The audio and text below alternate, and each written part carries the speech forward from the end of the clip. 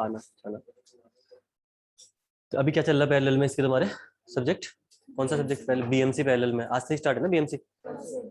कल से स्टार्ट होने वाला है या हुआ? हो गया बीएमसी स्टार्ट। ओके आपका कौन सोम सर? ओके वो कहाँ चल रही? नीचे चल रही क्लास है? यहाँ पे चल रही होगी। अच्छा अच्छा उसकी रिकॉर्डिंग नहीं है ना? ठीक है तो ये क्लास आपकी 2 से चलेगी। और वो कितने बजे से? अभी आपकी टाइमिंग क्या है उसकी? 5:30। तो यानी 2 से 5 देखेंगे। नहीं तो अगर वो टाइमिंग 5 से करे तो ठीक है, अदरवाइज मैं 2:30 से कर दूंगा क्लास कल से। ठीक है ना? जो भी होगा डिस्कस करना क्लास में सर से। अगर उनकी टाइमिंग अगर कल की 5 बजे से कर दे अगर वो अपनी क्लास की तो ठीक है। फिर तो मैं 4 सवा 4 जो बजे छोड़ेंगे हम लोग उस हिसाब से 4:15 साढ़े 4 बजे। अभी 2 ही घंटे चलेगी क्लास इसकी। ठीक है 2 सवा 2 घंटे मैक्सिमम, उससे ऊपर नहीं चल पाएगी इसकी फिलहाल। बाद में बढ़ाऊंगा टाइम, अभी नहीं। दीपावली से पहले वाले वीक तक तो नहीं बढ़ाऊंगा इनिशियली, उसके बाद देखेंगे जो भी है। और सर अगर बोलेंगे कि 5 से मैं लेता हूँ तो कोई दिक्कत नहीं, फिर तो आधे घंटे का रेस्ट आपको भी चाहिए बीच में, तो ले लेना आप लोग उसमें। अदरवाइज फिर हम ये क्लास 2:30 से करेंगे कल से। ठीक है ना? कल से 2:30 से करेंगे तो ठीक है आपका, क्योंकि वेट नहीं करना पड़ेगा ना आपको ज़्यादा। उसके बाद 5:30 से होगी तो 5:30 से फिर आपको ज़्यादा वेट करना पड़ेगा काफ़ी ज़्यादा। ठीक है ना?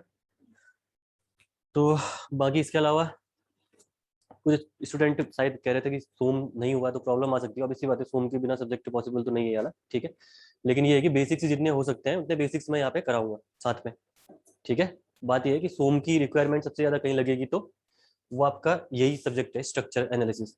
ठीक है लेकिन बात यहाँ पे ये भी बनती है कि कुछ चीज़ें हम तो डिस्कस करके चलते हैं साथ में, कोशिश करते हैं कि एटलीस्ट हम डिस्कस करके चले साथ में।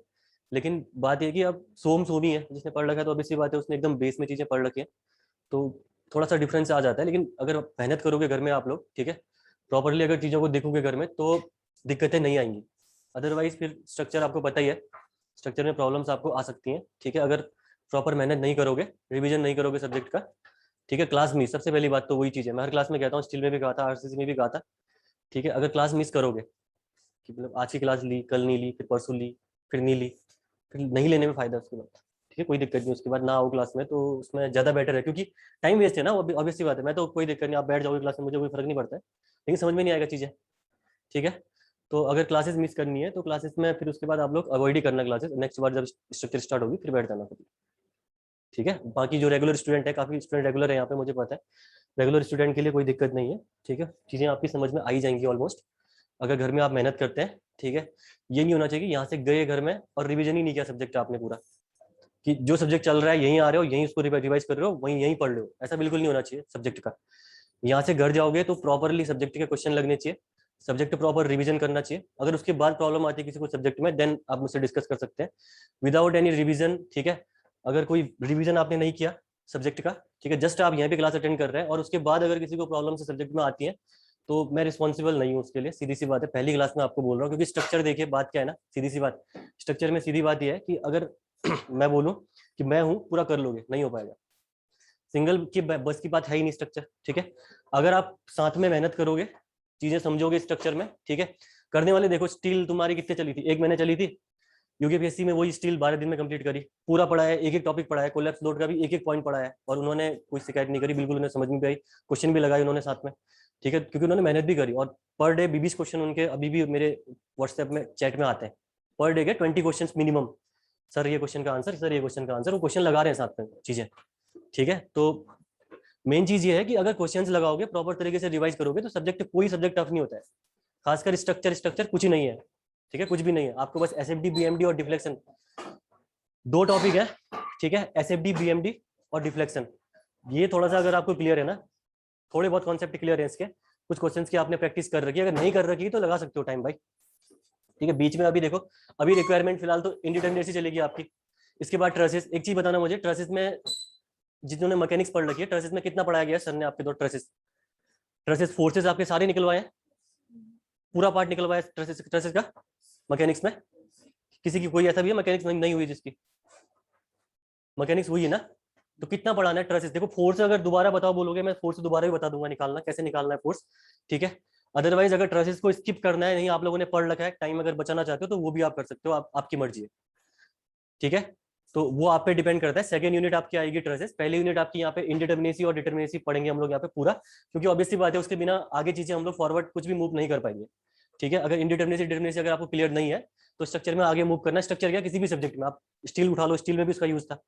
ठीक है, तो उसके बिना आगे फॉरवर्ड करना हमारे लिए मुसीबत रहेगी। तो पहले हम लोग इंडिटर्मिनेसी डिटर्मिनेसी डिस्कस करेंगे, उसके बाद ट्रेसेस है, तो ट्रेसेस में करना क्या है, किस हिसाब से करेंगे बताओ, कितना डिटेल में पढ़ा हुआ है आप लोगों ने। एक बार मुझे ना किसी के नोट्स है मैकेनिक्स के, तो मुझे दिखा देना एक बार आपके, ठीक है। तो कितना डिटेल में उन्होंने मैकेनिक्स में ट्रेसेस पढ़ा रखी है। अगर आप लोग बोलोगे कि नहीं सर हमें दोबारा पढ़ना है उसको, तो ट्रेसेस मैं दोबारा ही पढ़ा दूंगा, ठीक है। लेक्चर ऑब्वियसली बात है 3-4 लेक्चर का काम होगा, इतना बड़ा भी नहीं है टॉपिक, तो मैं करा दूंगा दोबारा भी आपको उसको traces. Method of joint, method of section पढ़ी होगी ना दोनों आपने, तो वही तो है उसमें, उसमें है क्या और इसके अलावा, ठीक है। अगर प्रॉब्लम्स आएंगी उसमें, क्वेश्चन नहीं बन रहे, क्वेश्चन तो मैं कराऊंगा ट्रेसेस में, ठीक है, ऑब्वियसली बात है। लेकिन अगर डिटेल में जाना है तो डिटेल में जाने के लिए भी मैं डिटेल में चले जाऊंगा ट्रेसेस वाले यूनिट पर, ठीक है। तो ट्रेसेस में बता देना आप लोग क्या करना है, पहले एक यूनिट कर लेते हैं इनिशियल वाली इंडिटर्मिनेसी, उसके बाद देखना, ठीक है। बाकी वही चीज है, ठीक है। फर्स्ट ही क्लास में मैं हर क्लास में बोलता हूँ, फिर मेन चीज क्या है, सीक्वेंस ब्रेक ना करो सब्जेक्ट का, ठीक है। सबसे बड़ी चीज वही होती है, सब्जेक्ट का सीक्वेंस ब्रेक नहीं कर रखा है, मेहनत कर रहे हो, नथिंग यहाँ पे कुछ भी ऐसा नहीं है कि मतलब पॉसिबल नहीं है, ठीक है। कोई इंसान पढ़ के ही तो आपको पढ़ा रहा है ना, ऐसा थोड़ी ना कोई पहले से उसको आता है सब चीजें, ठीक है। तो पढ़ के ही हम ही पढ़ाते हैं आप लोगों को, ऑब्वियसली बात है। तो चीजें अगर हमारे समझ में आ रही हैं तो आपके भी आ सकती है। बस रीजन यहाँ पे एक यही होता है आने का ना आने का, कि प्रॉपर सब्जेक्ट में आपकी कमांड नहीं होती, कमांड आप नहीं बनाते हो इनिशियल से, ठीक है। मेहनत नहीं करते हो सब्जेक्ट में, आप सब्जेक्ट को ऐसे रखते हो कि मतलब, और देखो होता क्या है ना, कोई भी सब्जेक्ट हो, सॉइल हो, ये आपका हाईवे हो, ये कुछ टाइम तक दिमाग में रिटेन रहते हैं। एक दिन पढ़ा आपने, कल तक रिटेन रहेंगे, परसों तक रिटेन रहेंगे, महीने तक रिटेन रहेंगे, लेकिन उसके बाद नहीं, लास्ट रहता है 1 महीना, ठीक है। और स्ट्रक्चर जैसे सब्जेक्ट जैसे पढ़ोगे आप, तो ये रहते हैं 1 हफ्ता, ठीक है। हफ्ते में से चीजें गायब होनी स्टार्ट हो जाती है, क्योंकि टफ क्वेश्चन आएगा। तो टफ क्वेश्चन आपका 2-3 दिन, एक दिन ही मान लो यार, 2-3 दिन घर में जाओगे, अगर उसको प्रॉपर तरीके से रिवाइज नहीं किया तो कहाँ से क्या किया था पता नहीं चलता उसके बाद चीजों का, ठीक है ना। तो प्रॉपर तरीके से सब्जेक्ट रिवीजन करो, साथ में सब्जेक्ट की क्लास में कंटिन्यूटी बनाए रखो, ठीक है। और ऑब्वियसली बात है, मेरे को दिखेगा भी क्लास में कौन कॉन्टिन्यूस है नहीं है। अगर कॉन्टिन्यूटी नहीं बनाओगे और क्लास में आके क्वेश्चन पूछोगे, मैं उसका आंसर नहीं दूंगा, सीधी सी बात है। ये चीज मैं पहले बोल रहा हूँ, क्लास में मेंशन कर रहा हूँ कि अगर कंटिन्यूटी नहीं रहेगी स्टूडेंट्स की क्लास में, ठीक है। मैंने स्टूडेंट यहाँ पे ऐसे हैं कि बहुत कंटिन्यूस है, पढ़ेंगे, ऑब्वियसली बात है, सीख के भी जाएंगे, स्ट्रक्चर में क्वेश्चन गलत नहीं आएंगे, नहीं होंगे उनके, ठीक है। अच्छा कर जाओगे स्ट्रक्चर में, मुझे पता है। लेकिन बहुत से स्टूडेंट पिछली बार स्टील में मैंने देखा जैसे कि इनिशियल का बेसिक पढ़ा ही नहीं, आके सीधे टेंशन मेंबर में बैठ गए, ठीक है। टेंशन मेंबर का बेसिक पढ़ा ही नहीं, जिस दिन न्यूमेरिकल करा रहा हूँ ब्लॉक शेयर स्ट्रेंथ, उस दिन आके बैठ गए। ये नहीं चलेगा भाई, ऐसे नहीं चलता है सब्जेक्ट कभी भी, ठीक है ना। और अगर बैठते हो ऐसे, मुझे कोई प्रॉब्लम नहीं है, लेकिन उसके बाद तुम्हें समझ में आना चाहिए, खुद की रिस्पॉन्सिबिलिटी हो फिर, ठीक है ना। रिस्पॉन्सिबिलिटी इंसान की खुद की रहती है, उसके बाद आगे वाले की रिस्पॉन्सिबिलिटी थोड़ी सी कम हो जाती है, ठीक है। ऑब्वियसली बात है, छोटी क्लास है, पता चल जाता है भाई कौन रेगुलर है कौन नहीं है क्लास के अंदर, तो ये चीजें तो हम लोग नोट करते ही हैं, ठीक है। तो बस ये यार, रेगुलरिटी मेंटेन रखिए, बाकी सब्जेक्ट में कोई प्रॉब्लम नहीं आनी चाहिए मेरे हिसाब से, तो अगर मेहनत करोगे, ठीक है। और ये आपके ऊपर ही डिपेंड करता है कि कैसे आप चीजों को आगे लेके चलते हो, ठीक है। सबसे पहले देखिए, इनिशियल में हम लोग यहाँ पे सिलेबस ही डिस्कस करने वाले हैं, प्रॉपर कौन कौन सी चीजें आप लोग पढ़ने वाले हो यहाँ पे। तो पहली जो यूनिट आप लोग यहाँ पे डिस्कस करोगे, सिलेबस आप लोग राइट डाउन करिए पहले, ठीक है।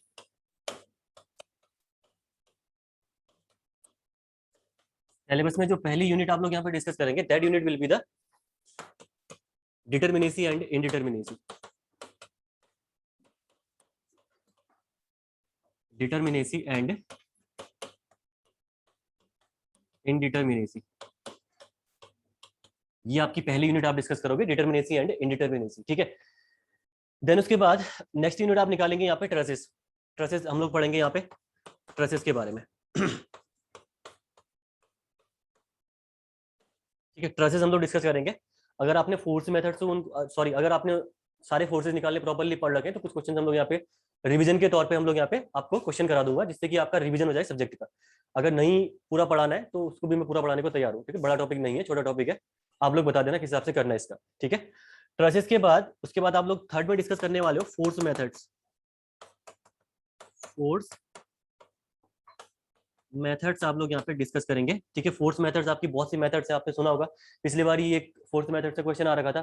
मेन चीज है क्या यहाँ पे, फोर्स मेथड से क्वेश्चन देता है। पिछली बार एक क्वेश्चन उन्होंने पूछा गेट में, 2021 का अगर आपने क्वेश्चन पेपर देखा होगा, तो कंसिस्टेंट डिफॉर्मेशन मेथड से क्वेश्चन पूछा गया था। वो क्वेश्चन आपका सॉल्व स्ट्रेन एनर्जी से भी हो जाएगा, कॉन्जुगेट बीम से भी हो जाएगा, बहुत सी और मेथड्स हैं जिससे वो क्वेश्चन सॉल्व हो जाएगा। लेकिन फोर्स मेथड्स आपकी बहुत सी हैं जिनसे आप लोग क्वेश्चन को सॉल्व करोगे। जैसे आपने सुना होगा theorem of free movement, Clapeyron theorem जिसको हम लोग बोलते हैं, ठीक है। ये आपका कंसिस्टेंट डिफॉर्मेशन खुद मेथड हो गई वो, ठीक है। फोर्स मेथड है वो भी। कास्टिग्लियानो जो थ्योरम है आपकी, स्ट्रेन एनर्जी मेथड हो गई, ये 3-4 मेथड्स हैं, जिसमें से सबसे इंपॉर्टेंट जो आपकी मेथड है स्ट्रेन एनर्जी मेथड है। मेन चीज क्या है गेट में, एक चीज बताऊं, देखो कराऊंगा मैं तो पूरी चीज कराऊंगा, लेकिन मेन चीज यहाँ पे ये है कि आपका गेट में आंसर आना चाहिए। अगर वो कंसिस्टेंट डिफॉर्मेशन मेथड से भी बोले, रिएक्शन निकालने को बोले कि आप कंसिस्टेंट डिफॉर्मेशन मेथड से रिएक्शन निकाल के बताइए हमें, लेकिन अगर आपने स्ट्रेन एनर्जी लगा दी, स्ट्रेन एनर्जी से भी तो सेम आंसर आने वाला है ना। अगर वो चीज बड़ी बैठ रही है आपकी कंसिस्टेंट डिफॉर्मेशन मेथड, तो आप कोई और मेथड भी अप्लाई करके आंसर कर सकते हो। ईएससी का कन्वेंशनल तो है नहीं वहां पे कि आप लोगों का वो आंसर चेक होगा ना, जस्ट आपका फाइनल जो आप आंसर निकल के आ रहा है वही आंसर आपको चेक करना है। तो ये चीज थोड़ा सा ध्यान रखना, लेकिन कराऊंगा पूरा मैं, जो कंसिस्टेंट डिफॉर्मेशन मेथड है, ये डिफॉर्मेशन सारी मेथड्स में यहाँ पे डिस्कस तो करूंगा ही एटलीस्ट, ठीक है। फोर्स मेथड हो गया। उसके बाद आपकी फोर्थ में आप डिस्कस करोगे displacement method. Displacement methods displacement methods के बारे में आपने पढ़ा ही होगा, थोड़ा बहुत आपने सुना होगा नाम, जैसे आपका मोमेंट डिस्ट्रीब्यूशन मेथड हो गया, आपका स्लोप डिफ्लेक्शन मेथड हो गई आपकी, कॉलम एनालॉजी मेथड तो हम लोग पढ़ते नहीं है वैसे, कॉलम एनालॉजी आपका उतना इंपॉर्टेंट है भी नहीं, ठीक है। जस्ट ध्यान रखना कि ये स्टिफनेस मेथड है आपका, आपका डिस्प्लेसमेंट मेथड है कॉलम एनालॉजी, ठीक है। तो ये कुछ मेथड्स हैं जो कि आपकी डिस्प्लेसमेंट मेथड्स के अंदर आती है आपकी, ठीक है। उसके बाद फर्दर हमारी जो यूनिट्स है that is influence line diagram, ILD आपने सुना होगा नाम, आईएलडी, ठीक है। इन्फ्लुएंस लाइन डायग्राम से पहले आर्चेज एंड केबल पढ़े नहीं, आईएलडी पहले, ठीक है। इन्फ्लुएंस लाइन डायग्राम क्या पता ऑर्डर यहाँ पे ऊपर नीचे भी हो सकता है, ठीक है। बीम के लिए इन्फ्लुएंस लाइन डायग्राम पढ़ना आपको ठीक है। कॉन्टिन्यूस बीम या जो भी बीम हो गया आपकी सिंपली सपोर्टेड बीम, दोनों के लिए आप लोग आईएलडी डिस्कस करेंगे, ठीक है। इन्फ्लुएंस लाइन डायग्राम के बाद आप लोग डिस्कस करेंगे arches and cables, arches and cables. Arches and cables आपकी अगली यूनिट है, ठीक है। 2 inch 3 inch parabolic arch, semi circular arch, जो भी पढ़नी है आपको यहाँ पे, जो इंपॉर्टेंट है आपके पर्सपेक्टिव सिलेबस में दी है, वो चीजें आप लोग यहाँ पे डिस्कस करेंगे। साथ में आर्चेस के रिस्पेक्ट में भी आईएलडी आती है, ठीक है, वो भी moving load over the arch, ये भी आप इसी यूनिट में डिस्कस करेंगे, ठीक है। देन उसके बाद आपका अगली यूनिट आपकी कौन सी है, दैट इज आर्चेस के बाद लास्ट यूनिट बची ना मैट्रिक्स मेथड, इसके बाद कोई और बची, displacement method, ILD, arches and cables. Almost आपकी सारी यूनिट्स इतनी है जितना मुझे पता है, ठीक है। अगर कोई होंगी तो बताना आप लोग। लास्ट आपका मैट्रिक्स मेथड ही है, ठीक है, matrix method of analysis, matrix method, ठीक है। ये आपका सिलेबस है पूरा, फ्रेमवर्क है आपका, ठीक है। आपके एग्जाम पर्सपेक्टिव, गेट के एग्जाम पर्सपेक्टिव या ईएससी का एग्जाम जो भी लिखोगे आप यहाँ पे, आपको अलग से कोई चीज दोनों के लिए डिफरेंस पढ़ने की जरूरत नहीं है। सेम आपका पेपर वहां भी आने वाला है, सेम यहाँ भी पेपर आएगा आपका ईएससी और गेट का, ठीक है। तो अगर मैं बात करूं इंपॉर्टेंट यूनिट्स की, तो देखिए यहाँ पे सबसे पहली बात, इंपॉर्टेंट जो यूनिट्स है आपकी यहाँ पे, ऑलमोस्ट गेट में कहीं से भी क्वेश्चन पूछ देता है, लेकिन पिछले बार से एक क्वेश्चन तो यहाँ से पूछा जाता ही है। ये डिस्प्लेसमेंट मेथड से कुछ क्वेश्चन पूछा जा रहा है, पिछले बार फोर्स मेथड से क्वेश्चन आया था, कंसिस्टेंट डिफॉर्मेशन मेथड। तो फोर्स मेथड और डिस्प्लेसमेंट मेथड से एक क्वेश्चन गेट में आपका ऑलमोस्ट आपको देखने को मिलेगा, ठीक है, जितना मुझे लगता है। हर बार ही आ रहा है वो 2-2 मार्क्स का क्वेश्चन, कभी कभी 4 मार्क्स का भी पूछ लेता है, तो 2 मार्क्स का क्वेश्चन तो यहाँ से एटलीस्ट गेट के पर्सपेक्टिव, ठीक है। ईएससी में तो अलग ही है इसका, गेट के पर्सपेक्टिव आपका ये है। इसके अलावा डिटर्मिनेसी, इनडिटर्मिनेसी और ट्रेसेस, ये वाला जो पार्ट है, इस पार्ट से भी आपका एक क्वेश्चन आने के चांसेस रहते हैं, ठीक है। या तो डिटर्मिनेसी इनडिटर्मिनेसी से बोल देगा, सिंपल सा 1 मार्क्स का क्वेश्चन आपसे पूछ देगा, या आपका ट्रेसेस से आपको फोर्स कैलकुलेट करवा लेगा, जो भी फोर्स आपको निकालना है, ठीक है, वो फोर्स आपको कैलकुलेट करवा लेगा। इसके अलावा देखिए arches and cables, matrix method, ILD, यहाँ से थोड़ा सा पोर्शन कम देखा जा रहा है इससे पहले से, लेकिन इसका मतलब ये नहीं है कि इंपॉर्टेंट नहीं है, ठीक है। प्रीवियस ईयर में क्वेश्चन यहाँ से आए हुए हैं, ठीक है। तो लास्ट टाइम से शायद 1-2 साल से मुझे क्वेश्चन नहीं दिख रहा उसमें गेट में, जितना मुझे याद है, क्या पता आ भी रखा हो क्वेश्चन, ठीक है, लेकिन शायद क्या पता न भी आया या आ भी रखा है, लेकिन कम क्वेश्चन यहाँ से पिछले बार से कुछ पूछे जा रहे हैं, लेकिन इंपॉर्टेंट है और एग्जाम के पर्सपेक्टिव। स्टेट इंजीनियरिंग सर्विसेज का एग्जाम दोगे, या आप लोग एसएससी जेईई का एग्जाम देते हो, या आप लोग इंजीनियरिंग सर्विसेज का एग्जाम देते हो, फिर आपको कुछ भी नहीं छोड़ना इसमें से, ठीक है। इस सब्जेक्ट का ऑलमोस्ट अगर मैं बात करूं गेट के लिए वेटेज, तो 5 मार्क्स का वेटेज रहने वाला है, लिखूं क्या इसको आपको पता ही होगा, ठीक है। गेट में इसका सब्जेक्ट वेटेज आपका 5 मार्क्स का ही रहता है, जनरली सोम के साथ कंबाइंड होकर सब्जेक्ट पूछा जाता है, ठीक है। कुछ क्वेश्चन ऐसे लगते हैं आपको कि वो सोम के होंगे, लेकिन होते यहाँ के हो, ठीक है। तो सब्जेक्ट आपका कंबाइन होकर आता है किसके साथ, सोम के साथ, तो पता करना थोड़ा मुश्किल होता है कि सोम का क्वेश्चन है या स्ट्रक्चर का। कुछ क्वेश्चनों में अगर कहीं पे आपको बता ही दिया उसने डायरेक्टली कि इस मेथड से निकालिए, तो आपका जैसे ट्रेसेज है, अब ट्रेसेज आपने मैकेनिक्स में भी पढ़ रखी है, यहाँ भी कवर होता है, ठीक है ना। तो ये आपका इसका पूरा का पूरा फ्रेमवर्क। और अगर ईएससी की मैं बात करूं इंजीनियरिंग सर्विसेज में, वहां पे इसका वेटेज अच्छा है काफी, ठीक है। वहां पे ऑलमोस्ट मिनिमम मान के चलिए 12 क्वेश्चन तक, वहां पे 10-12 क्वेश्चन वहां पे आपको देखने को मिलते ही मिलते हैं, पर्टिकुलरली स्ट्रक्चर से, ठीक है। अगर स्ट्रक्चर आती है तो बहुत से क्वेश्चन सोम के भी सॉल्व कर सकते हो आप लोग, लेकिन पर्टिकुलर स्ट्रक्चर की मैं बात करूं, सिर्फ और सिर्फ स्ट्रक्चर ओनली, तो स्ट्रक्चर की आपके वहां पे 10 से 12 क्वेश्चन इंडिविजुअल क्वेश्चन आपको देखने को मिलेंगे, जो कि बहुत बड़ा वेटेज होता है किसी एग्जाम के लिए।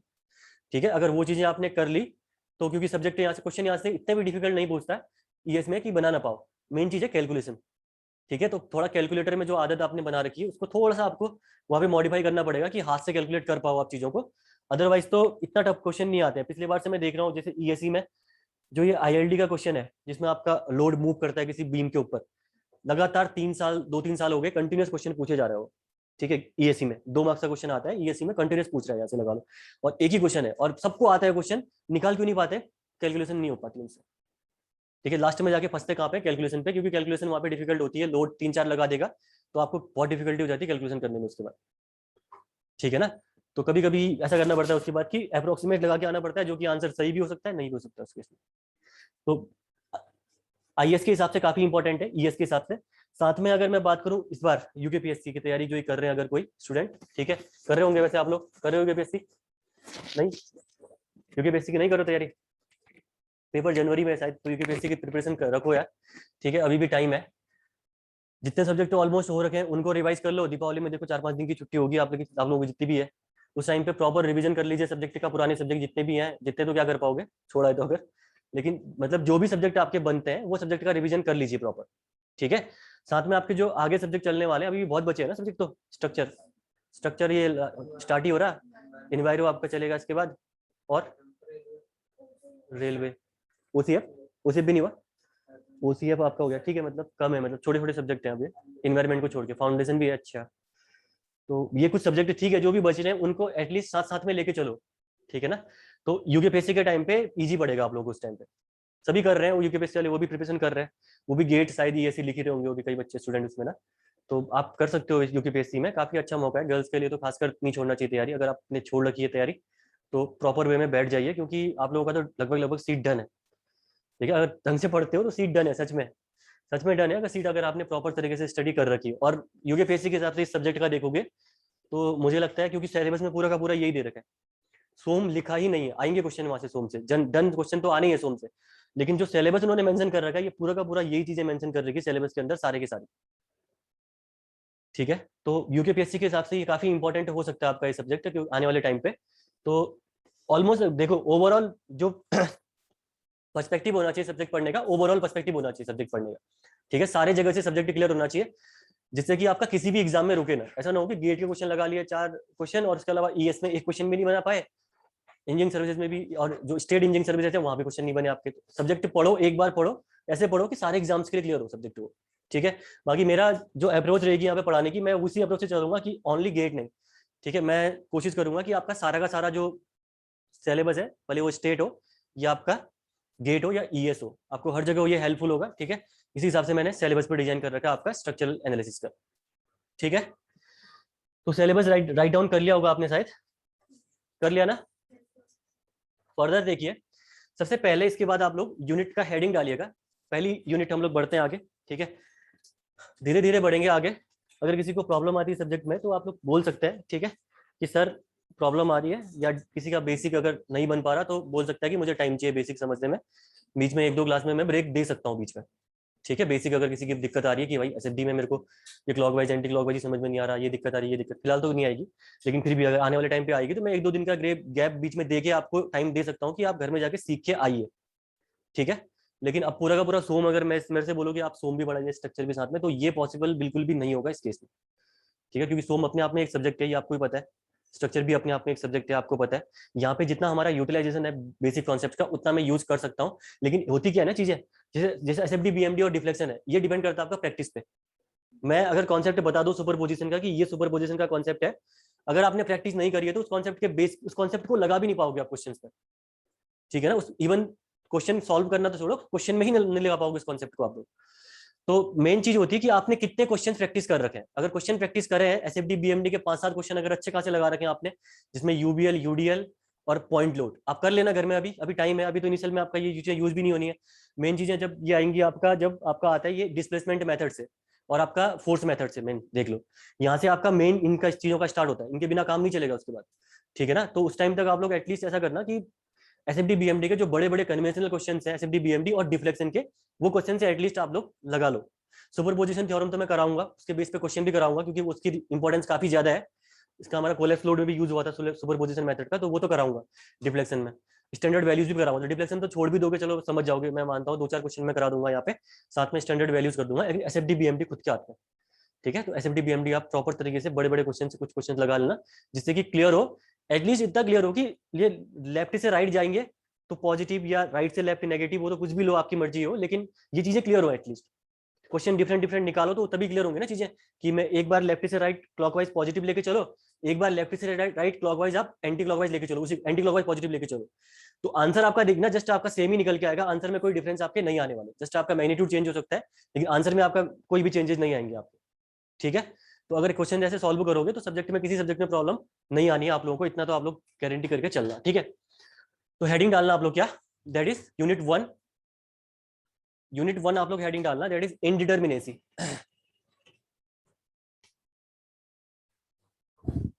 यूनिट 1 हेडिंग डालना, दैट इज इनडिटरमिनेसी आप आज की, ठीक है। तो डिटरमिनेसी इनडिटरमिनेसी होती क्या है, ये अभी का टाइप पार्ट नहीं है, पहले इससे पहले हमें कई बेसिक्स देखने पड़ेंगे, कई लोगों को पता भी होंगी ये चीजें, लेकिन फिर भी हमें इन चीजों को डिस्कस करना है। तो पहला इसमें आप लोग हेडिंग डालना, इसके अंदर एक्सटर्नल सपोर्ट रिएक्शंस, हेडिंग इसमें डालना एक्सटर्नल सपोर्ट। थोड़ा स्पीड होगी तो बताना मेरे को, ठीक है ना। स्पीड आजकल एक्चुअली आदत ही हो रही है काफी तेज भगाने की, लेकिन कोशिश करूंगा, भूल जाऊंगा तो कहीं बता देना कि सर तेज होगा, ठीक है ना, वैसे नहीं करूंगा तेज इतना। एक्सटर्नल सपोर्ट रिएक्शंस हमारा सबसे पहला आपका यहाँ पे टॉपिक है,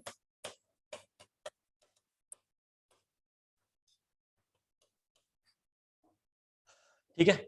अब देखिए external support reaction, external support reaction आपकी क्या होती है, जो सपोर्ट में आपकी रिएक्शंस लग रही है, फिक्स सपोर्ट हो गया, हिंज सपोर्ट हो गया, रोलर सपोर्ट हो गया, ठीक है, गाइडेड रोलर सपोर्ट सपोर्ट हो गया, तो ये सपोर्ट्स है आपकी, जहां पे आपकी रिएक्शंस आपकी डेवलप होती है, उन सपोर्ट रिएक्शंस के बारे में हमें यहाँ पे डिस्कस करना है, ठीक है। पहली बात तो ये रिएक्शन डेवलप होती कैसे है, कैसे ये रिएक्शन डेवलप होती है, ठीक है, कहीं पे भी, ठीक है। अगर मैं इसको धक्का मारूं, देखो इसको, अगर मैं इसको धक्का मारूं, तो अगर यहाँ पे इसमें मूवमेंट ना आए तो रिएक्शन डेवलप होगी, ऑब्वियस सी बात है। लेकिन अगर इसमें मूवमेंट आ गया, अगर ये मूव कर गया, तो रिएक्शन डेवलप होगी, नहीं होगी, ऑब्वियस सी बात है, ठीक है। तो जो आपकी एक्सटर्नल रिएक्शंस हैं, वो रिएक्शन डेवलप कैसे होती हैं, जब आप डिस्प्लेसमेंट को प्रिवेंट करते हो, ठीक है। अगर मैं इसको धक्का मारूं, ये मेरी तरफ धक्का मारे और डिस्प्लेसमेंट प्रिवेंट हो, तभी तो रिएक्शन डेवलप होगी ना। तो रिएक्शन डेवलप होने का रीजन ही यही है कि जहां पे आपका जो डिस्प्लेसमेंट है, अगर उसको आपने रिस्ट्रेन कर रखा है, अगर उस डिस्प्लेसमेंट को आपने प्रिवेंट कर रखा है, तो वहां पे आपकी जो रिएक्शंस है, वो एक्सटर्नल रिएक्शंस आपकी डेवलप होती है, ठीक है। तो पहले आप लिख सकते हो, reactions are develop due to, reactions are developed due to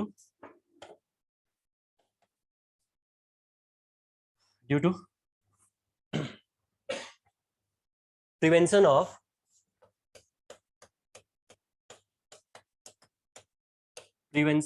horizontal or vertical displacement, prevention of horizontal and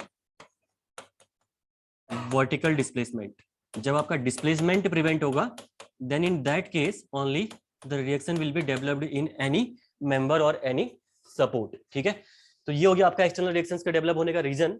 सबसे पहला इसमें सपोर्ट आप लोग हेडिंग डालेगा, that is the fix support, ठीक है। इसके अंदर आपका पहला सपोर्ट आएगा, दैट इज फिक्स सपोर्ट।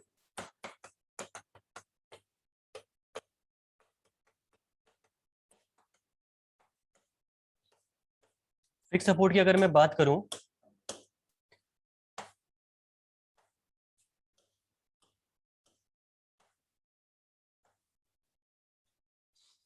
ये आपका फिक्स सपोर्ट है, ठीक है, that is the fix support. और इस फिक्स सपोर्ट में लेट अस कंसीडर कोई लोड आपका अप्लाई कर रखा है आपने at an inclination theta, at an inclination theta आपने कोई लोड अप्लाई कर रखा है,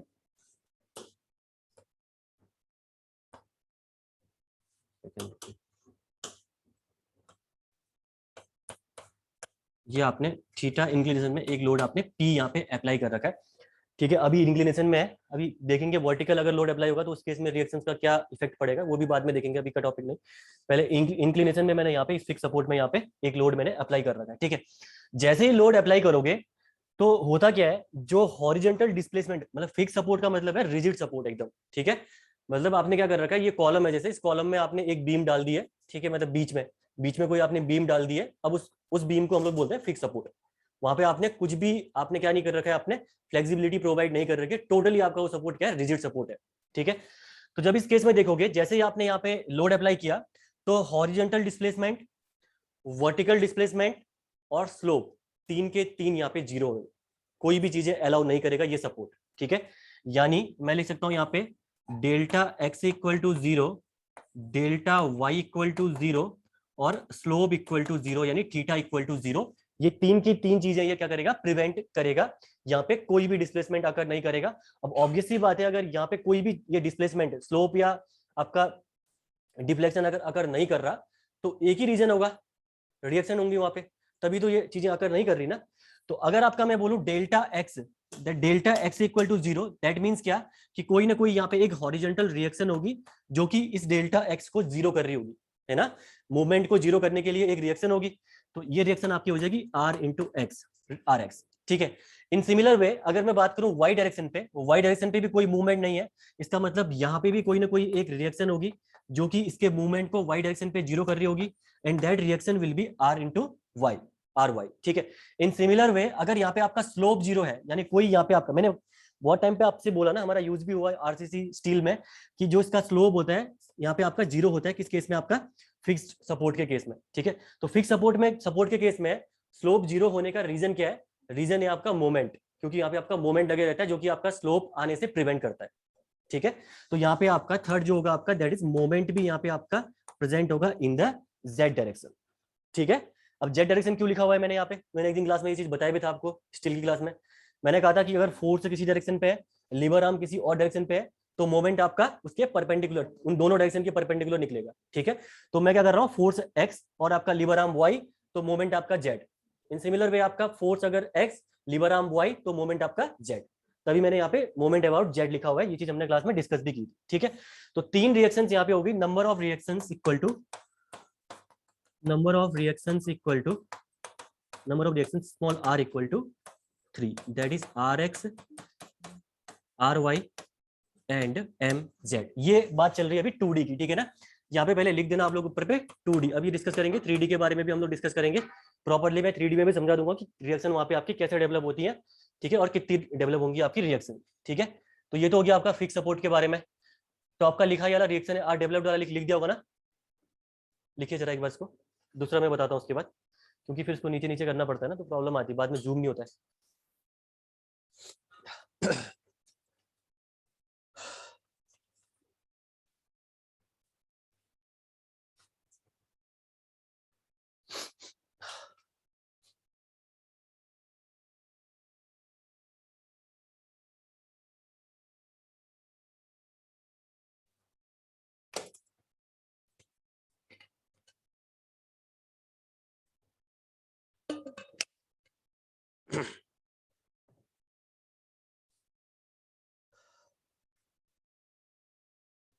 ठीक है, इतना तो कर दिया होगा ना यहाँ से।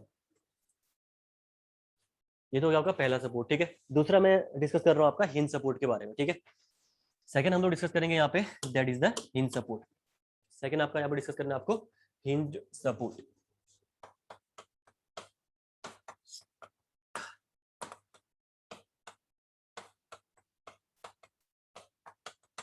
तो देखिए, अगर मैं बात करूँ हिंज सपोर्ट की, तो हिंज सपोर्ट में क्या होता है, ठीक है, हिंज सपोर्ट पहले बना ही लेते हैं, कैसा होता है हिंज सपोर्ट आपका।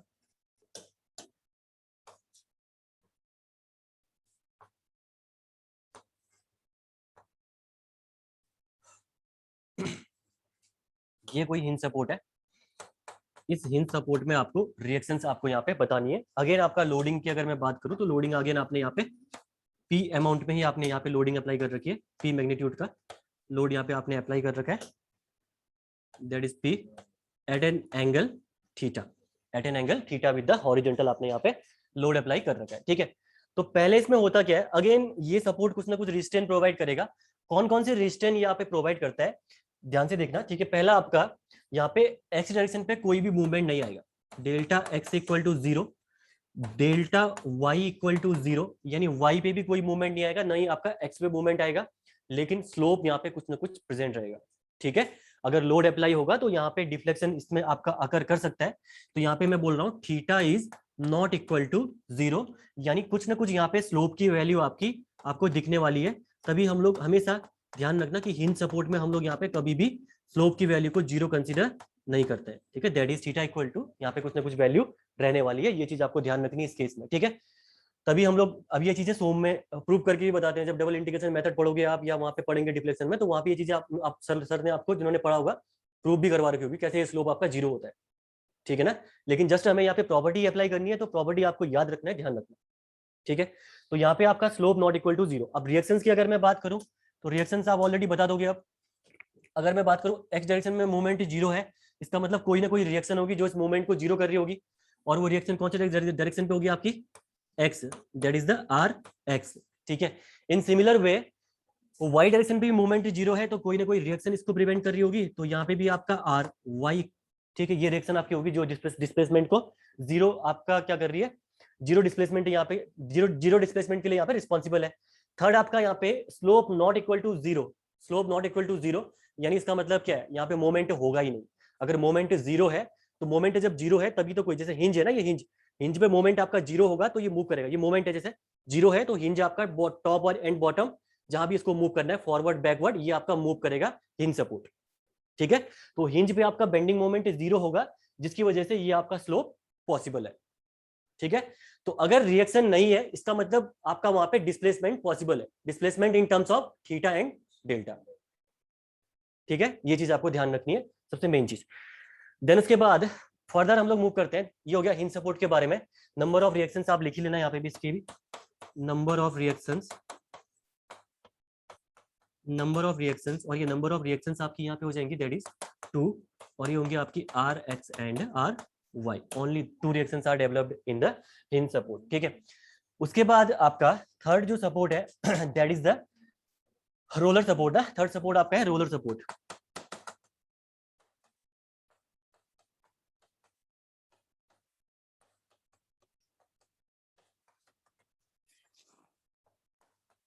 थर्ड सपोर्ट आपका है रोलर सपोर्ट, ठीक है। रोलर सपोर्ट की अगर मैं बात करूं तो पहले तो इसको बना लेंगे, रोलर सपोर्ट आपका होता कैसा है।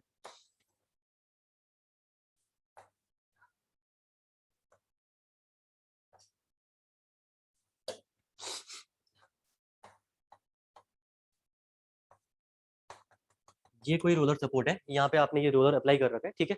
लोडिंग सेम,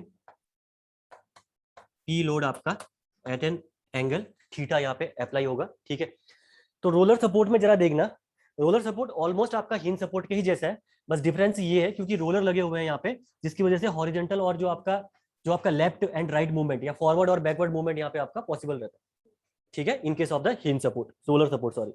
तो यहाँ पे अगर मैं बात करूं तो प्रॉपर्टी सेम रहेगी, बस यहाँ पे delta X that is not equal to 0, ठीक है। डिस्प्लेसमेंट कुछ ना कुछ वहां पे होगा इस केस में, ठीक है।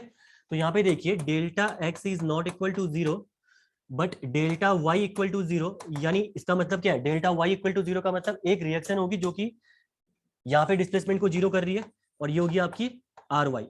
ध्यान रखना कभी भी जो आपका रोलर सपोर्ट होता है, उस रोलर सपोर्ट में जो रिएक्शन निकल के आती है that is perpendicular to the roller, ठीक है, always perpendicular to the roller. अभी मैं आपको दिखाता भी हूँ दूसरा अगर कंडीशन कैसी होगी रोलर की, वो भी बना देता हूँ मैं आपको। यहाँ पे आर वाई हो गया ये, ठीक है। इन सिमिलर वे यहाँ पे भी जो आपका स्लोप की वैल्यू है वो कुछ ना कुछ स्लोप रहता है, यानी लोडिंग की वजह से यहाँ पे भी कोई ना कोई स्लोप आपका अकर करता है, दैट इज थीटा। तो यहाँ पे theta again not equal to 0, ठीक है। तो ये प्रॉपर्टीज आपको सारी की सारी ध्यान रखनी है, ताकि आने वाले टाइम पे अगर हम डायरेक्टली अप्लाई करें उन प्रॉपर्टीज का, तो आपको याद हो कि ये प्रॉपर्टी आपकी रहने वाली है, ठीक है। इसके बाद देखिए नेक्स्ट अगर मैं बात करूं, ये आपका अरेंजमेंट कुछ ऐसा भी हो सकता है, ठीक है। ये कोई सपोर्ट है आपका, यहाँ पे ये सपोर्ट है, ठीक है। इस सपोर्ट में आपने रोलर अप्लाई कर रखे, these are the rollers applied on the support, ठीक है। ये रोलर आपके अप्लाई कर रखे हैं। अगेन आपका लोडिंग आप कोई भी लगा लो, कोई फर्क नहीं पड़ता है, एट एन एंगल थीटा, ये आपने लोड अप्लाई कर रखा है, और लोड है आपका P, P is the load applied at an angle theta, ठीक है। तो इस केस में अगेन यहाँ पे देखिए प्रॉपर्टी देखना जरा, जो आपका इसमें रिएक्शन आएगी वो perpendicular to the plane of the roller, यानी ये रोलर का प्लेन है, इसके परपेंडिकुलर रिएक्शन। अब कौन सी रिएक्शन यहाँ पे आई आपकी, आर एक्स, ठीक है। वाई डायरेक्शन पे अब आपका मूवमेंट पॉसिबल है, ठीक है। तो इस केस में जो रिएक्शन निकल के आई दैट इज आर एक्स, ठीक है। और यहाँ पे आपका डेल्टा एक्स, जो डेल्टा एक्स है that is equal to 0, delta Y not equal to 0 and slope again not equal to zero. ठीक है, तो वाई डायरेक्शन पे कुछ ना कुछ मूवमेंट होगा जिसकी वजह से यहाँ पे आपकी रिएक्शन डेवलप हुई ही नहीं, लेकिन एक्स डायरेक्शन पे यहाँ पे रिएक्शन डेवलप हुई क्योंकि यहाँ पे आपका डिफ्लेक्शन की वैल्यू जीरो है। क्लियर है? ये तो हो गया आपका सेकंड। ठीक है, इसके बाद एसी ऑन नहीं किया आप लोगों ने? एक्चुअली तबीयत खराब थी, मुझे लगा क्या गर्मी हो रही है। ऑन कर दूं? कर दूं ऑन?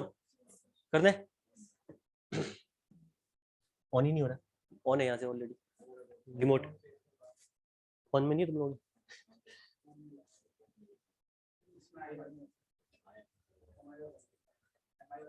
चलो ठीक है, ये हो गया आपका। ठीक है, देन उसके बाद रोलर सपोर्ट आपका हो गया। लास्ट सपोर्ट उसके बाद डिस्कस करते हैं हम लोग यहाँ पे, that is the guided roller support. ये आप लोग पढ़ते हो उसको क्या, स्लीप सपोर्ट भी बोलते हो उसको। ठीक है ना, स्लीप या गाइडेड रोलर सपोर्ट आपका लास्ट सपोर्ट है। That is fourth number, that is guided roller support, guided roller oblique sleep support, guided roller oblique sleep support आपका लास्ट सपोर्ट है। अगर मैं इस सपोर्ट की मैं बात करूं तो इसमें बनाऊं अगर इस सपोर्ट को, तो जरा देखिए सपोर्ट के बारे में। ये सपोर्ट कैसा बन के आता है आपका, दैट इज ये साइड मैंने फिक्स कर रखी है। ठीक है, यहाँ पे मैंने फिक्स कर रखा है इस साइड को, और एक सपोर्ट में इस कोने में यहाँ पे अप्लाई कर रहा हूँ। ये सपोर्ट आपका है गाइडेड रोलर सपोर्ट। एक सपोर्ट में यहाँ पे अप्लाई कर रहा हूँ, that is guided roller support.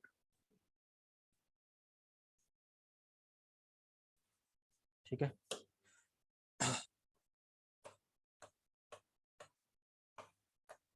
ये सपोर्ट है आपका गाइडेड रोलर सपोर्ट।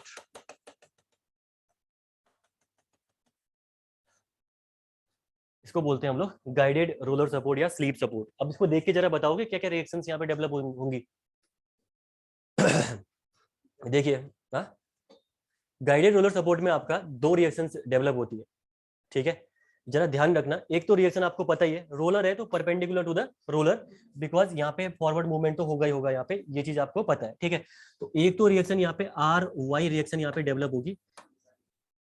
दूसरा यहाँ पे देखिए, जो रिएक्शन यहाँ पे दूसरी डेवलप होने वाली है, that will be the moment. ठीक है, और मोमेंट डेवलप होने का रीजन क्या है, रीजन ये दो प्लेट्स हैं जो आपने कंसीडर कर रखी है।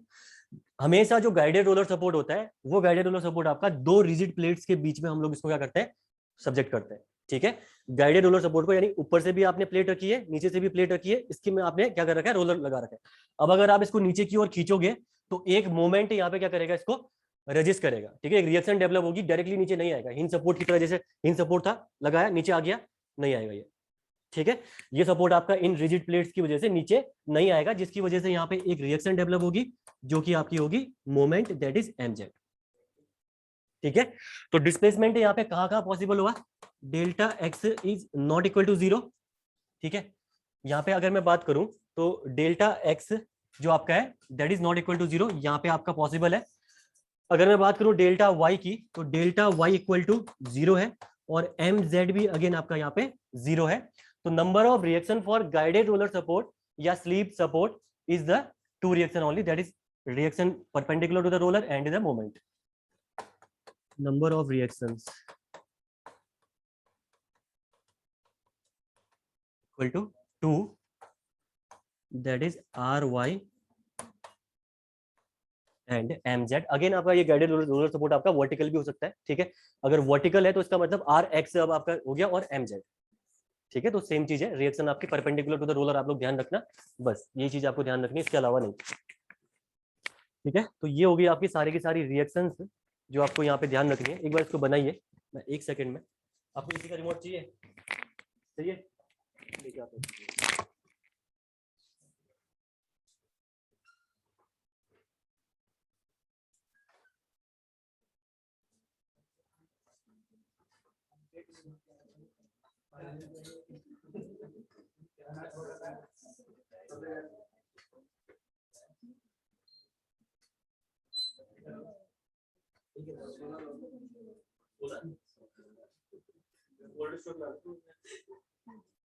हम सब्जी रख लेंगे।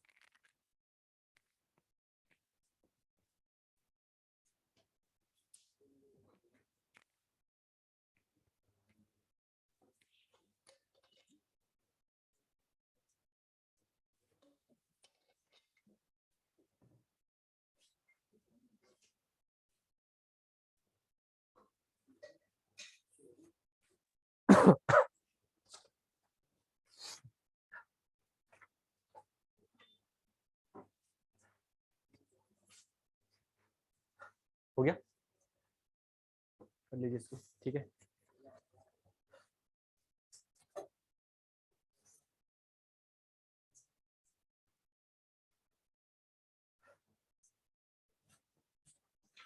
नेक्स्ट उसके बाद है आपका, ये कर दिया अगर आपने, तो अब हम डिस्कस करेंगे 3D प्लेन में। अभी आपने 2D प्लेन में पढ़ा था, नेक्स्ट आप लोग डिस्कस करोगे 3D प्लेन में, क्योंकि इंडिटरमिनेसी में हमें 2D और 3D दोनों की रिएक्शंस आपकी क्लियर होनी चाहिए, तभी जाके आप 2D से मैक्सिमम क्वेश्चन पूछता है, लेकिन चांसेस रहते हैं कि 3D से भी क्वेश्चन पूछ दे आपसे, ठीक है।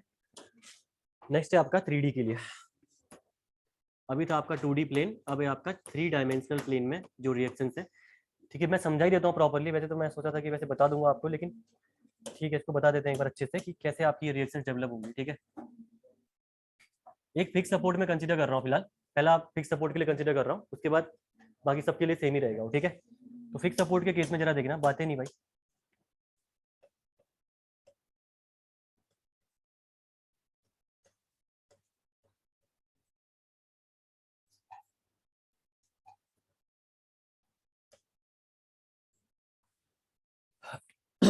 ठीक है। ये कोई फिक्स सपोर्ट में यहाँ पे कंसीडर कर रहा हूँ, साइड से मैं इसको फिक्स कर दे रहा हूँ, ठीक है। ये हो गया आपका फिक्स सपोर्ट, ठीक है। 3D फिक्स सपोर्ट है यहाँ पे। अगर इसमें आप रिएक्शन देखेंगे यहाँ पे आप अगर, तो रिएक्शन देखना, पहली रिएक्शन तो जो यहाँ पे आएगी, ये आएगी एक्स डायरेक्शन पे, ठीक है। ध्यान से देखना एक बार, इसको बना लेना थोड़ी देर में आप लोग इसको, ये आएगी आपकी आर एक्स, ठीक है। दूसरी जो रिएक्शन यहाँ पे डेवलप होगी that is in Y direction, ठीक है। यहाँ डेवलप होगी ये रिएक्शन, अब डायरेक्शन जो भी हो कोई फर्क नहीं पड़ता, मैं जस्ट शो कर रहा हूँ, ठीक है। ये होगी आपकी वाई डायरेक्शन पे एक रिएक्शन आपकी डेवलप होगी, ठीक है। ये यहाँ से आपकी वाई डायरेक्शन पे रिएक्शन डेवलप होगी यहाँ पे, ठीक है। कलर ही चेंज हो गया, ये हो जाएगा आपका आर वाई, ठीक है। थर्ड रिएक्शन जो आपकी डेवलप होगी कहाँ, किसमें, इस 3D प्लेन में, वो होगी जेड डायरेक्शन पे ना, एक्स वाई एंड जो आपकी सामने वाली डायरेक्शन है ये वाली जेड डायरेक्शन, इस पे भी डेवलप होगी। तो ऑब्वियसली बात है थर्ड रिएक्शन जो आपकी यहाँ पे डेवलप होने वाली है दैट रिएक्शन विल बी आपकी ये वाली, ठीक है। इस साइड से डेवलप होगी ये आपकी यहाँ डेवलप होगी थर्ड रिएक्शन, ये आपकी रहेगी third reaction that is are Z, ठीक है। 3 डायरेक्शन आपको 3D प्लेन में कंसीडर करना है। देन उसके बाद ये तो होगी 3 रिएक्शंस। अब जरा मोमेंट्स की बात करते हैं यहाँ पे। मोमेंट पहला तो आपका एक डायरेक्शन आपकी होगी जो लॉन्गिट्यूडिनल एक्सिस है उसके अलाउंग लगेगा, ये एक्सिस लॉन्गिट्यूडिनल एक्सिस है, जो एक्स एक्सिस है वो कौन सी यहाँ पे लॉन्गिट्यूडिनल एक्सिस है, ध्यान से देखना ये चीजें, ठीक है। लॉन्गिट्यूडिनल एक्सिस है, ये आपकी एक्स है, लॉन्गिट्यूडिनल एक्सिस आपकी यहाँ पे एक्स है, ठीक है। देन उसके बाद अगर मैं बात करूं, ठीक है, यहाँ पे मोमेंट की, तो एक मोमेंट यहाँ पे आपका डेवलप होगा, that moment will be like this, ठीक है। ये मोमेंट आपका यहाँ पे डेवलप होगा that is M of X, ठीक है। एम एक्स पे एक मोमेंट डेवलप होगा, एक मोमेंट आपका इस वाई पे प्लेन पे डेवलप होगा, दैट इज इन वाई पे डेवलप होगा एक एम वाई, एक मोमेंट आपका डेवलप होगा in Z plane, that is M Z. ये 3 मोमेंट आपके डेवलप होंगे इन 3D प्लेन, ठीक है। तो लेटरल डायरेक्शन पे 2 मोमेंट आपके जनरेट हो रहे हैं, that is M Y and M Z, और लॉन्गिट्यूडिनल डायरेक्शन पे आपका एक मोमेंट डेवलप हो रहा है दैट इज एम एक्स, ठीक है। जरा कॉन्सेप्ट आपको याद दिलाऊं, मैंने आपको बताया था पहले भी कि अगर आपका लॉन्गिट्यूडिनल एक्सिस पे कोई भी अगर आपका मोमेंट लग रहा है तो वो कौन सा मोमेंट होगा, कौन सा मोमेंट होगा, टॉर्सनल मोमेंट, ठीक है। ये कोई है, ठीक है, चलो समझा देता हूँ ढंग से। ये स्केल है, ठीक है। स्केल में देखिए, यहाँ पे तीनों मोमेंट में इफेक्ट समझाता हूँ, तीनों मोमेंट का हमें इस मेंबर पे, ये जो मेंबर है इस मेंबर पे इफेक्ट समझना है। पहला तो ये एम एक्स मोमेंट का, दूसरा ये एम वाई मोमेंट का, और एम जेड, यानी हमें लॉन्गिट्यूडिनल एक्सिस पे जो मोमेंट लग रहा है उसका इफेक्ट, साथ में आपका जो लेटरल में आपके जो मोमेंट है उनका इफेक्ट समझना है इस मेंबर के ऊपर। ठीक है, तो देखना जरा पहले, सबसे पहला जो एक्स वाला है एम एक्स वाला, वो लग रहा है आपका इसके, कहा, इसके, ठीक है, एक्सिस पे, खुद की एक्सिस पे लग रहा है ये। ठीक है, अगर आपको याद होगा तो मैंने लास्ट टाइम पे समझाया था मैंने आपको कि कभी भी जो मोमेंट, ये मोमेंट होंगे परपेंडिकुलर, जो मोमेंट लगेंगे किसी भी एक्सिस के, वो मोमेंट आपकी बेंडिंग क्रिएट करेंगे। अगर आप देखोगे इन मोमेंट की वजह से, तो इन मोमेंट की वजह से ये बेंड होगी स्केल, हमारी स्केल बेंड होगी, इसको बोलते हैं बेंडिंग मोमेंट। ठीक है, और मैंने ये भी बताया था आपको कि अगर मोमेंट आपका उसकी खुद की एक्सिस पे लग रहा है, ठीक है, अगर खुद की एक्सिस पे लग रहा है तो खुद की एक्सिस से वो क्या होगा, ट्विस्ट होने की कोशिश करेगा। ठीक है, जिससे जो मोमेंट जनरेट होगा that is the twisting moment. ठीक है, तो पहला जो मोमेंट है, ये मोमेंट आपका M X, that is the twisting moment. ठीक है, that is the twisting moment. ये आपका इसकी खुद की एक्सिस में लगेगा तो उसको मरोड़ने की कोशिश करेगा, तो ये कहलाएगा आपका twisting moment M X. Clear है? दूसरा हम डिस्कस करने वाले हैं that is the M Y. ठीक है, अब एम वाई वाले मोमेंट का इस पे क्या इफेक्ट पड़ रहा है ये जरा सोचना। ठीक है, अब इंपॉर्टेंट है, देखिए एम वाई पे देखिए, ये आपका मोमेंट है, ये आपकी एक्सिस है, इसके एक्सिस के अराउंड आपका ये मोमेंट आपका एम वाई पे अप्लाई हो रहा है। ठीक है, एम वाई पे ये मोमेंट आपका अप्लाई हो रहा है वाई एक्सिस के अराउंड, या ये हो सकता है या ये, और बेसिक बात है कोई भी हो डायरेक्शन हमें फर्क नहीं पड़ता। ये मोमेंट जब आपका यहाँ पे लग रहा है वाई एक्सिस के अराउंड, इसका हमें इफेक्ट यहाँ पे देखना है हॉरिजेंटल एक्सिस के अराउंड। ठीक है ना, मेंबर आपका हॉरिजेंटली है, इसके अराउंड जब आप इसका इफेक्ट देखोगे तो ये मोमेंट लग रहा है, सिमिलर वे में यहाँ से भी ये मोमेंट लगेगा, तो ये क्या करेगा इसको, ऑब्वियस सी बात है, ठीक है, बेंड करेगा इसको। तो जो वाई एक्सिस वाला मोमेंट है ये इसके लिए क्या हो जाएगा यहाँ पे आपका बेंडिंग मोमेंट। क्लियर है सबको? तीसरा अगर मैं बात करूं जेड एक्सिस का, तो जेड एक्सिस यानी जो आपकी तरफ की एक्सिस है, ये फॉरवर्ड वाली एक्सिस है, ये जेड एक्सिस पे मोमेंट आपका अप्लाई हो रहा है अगेन आपका ये जेड एक्सिस पे आपका मोमेंट अप्लाई हो रहा है जेड एक्सिस पे। इसका इफेक्ट हमें चेक करना है एक्स पे। एक्स पे करने के लिए अगेन मोमेंट क्या कर दीजिए आप इसको हॉरिजेंटल। हॉरिजेंटल जब आप इसको करेंगे तो ये मोमेंट है, एक मोमेंट ये है, क्या करेगा ये, कर रहा है बैंड। ठीक है, ये मोमेंट है, इस मोमेंट का जेड पे मोमेंट ये है। एक्स पे देखोगे तो एक्स पे आपका यही रहेगा, मोमेंट को हिलाओ मत, जो जैसा मोमेंट है आप वैसे रखो। इन सिमिलर वे यहां से भी देखो तो ये आपका क्या करेगा, बैंड करेगा। ट्विस्टिंग के लिए मोमेंट आपका रिस्पॉन्सिबल, ये वाला मोमेंट ट्विस्टिंग के लिए। अपनी अपनी एक्सिस में हर मोमेंट क्या होगा, ट्विस्टिंग मोमेंट होगा, लेकिन उसका इफेक्ट दूसरी एक्सिस पे देखोगे तो क्या होगा, वो बेंडिंग मोमेंट। क्लियर है सब? तो एक्स के अराउंड मैंने आपको समझा दिया यहाँ पे। तो यहाँ पे देखिए जो आपका बेंडिंग मोमेंट होंगे इस केस में, जो बेंडिंग मोमेंट इस केस में आपके निकल के आएंगे, these bending moments are M Y and M Z, that is in lateral axis moment. अगर मैं बात करूं यहाँ पे ट्विस्टिंग मोमेंट की,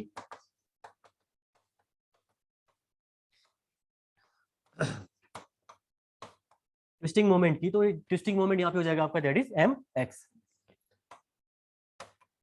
एक्स, और ये हो जाएगा आपका लॉन्गिट्यूडिनल एक्सिस में। ठीक है, बस इतना ध्यान रखना, अगर किसी को लॉन्गिट्यूडिनल एक्सिस, अगर किसी को यहाँ पे पिक्चर इतनी क्लियर नहीं भी हुई है तो ध्यान इतना रखना कि लॉन्गिट्यूडिनल एक्सिस में हमेशा ट्विस्टिंग मोमेंट और लेटरल एक्सिस में हमेशा बेंडिंग मोमेंट। बस ये कॉन्सेप्ट तो इतना ध्यान रखना ही आप लोग। चलो इसको बनाइए, उसके बाद आगे बढ़ते हैं हम लोग यहाँ पे।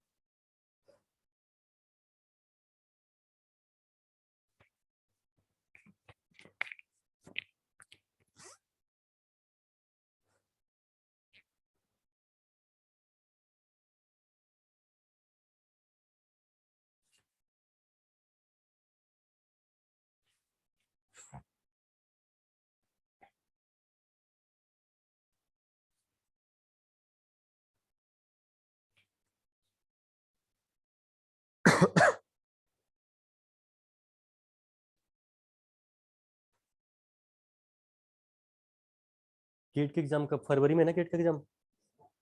फरवरी डेट आ गई? डेट नहीं आई अभी ना, अभी तो नहीं आई, लास्ट सिविल का ही होगा 10-12 फरवरी। इस बार पहला नहीं,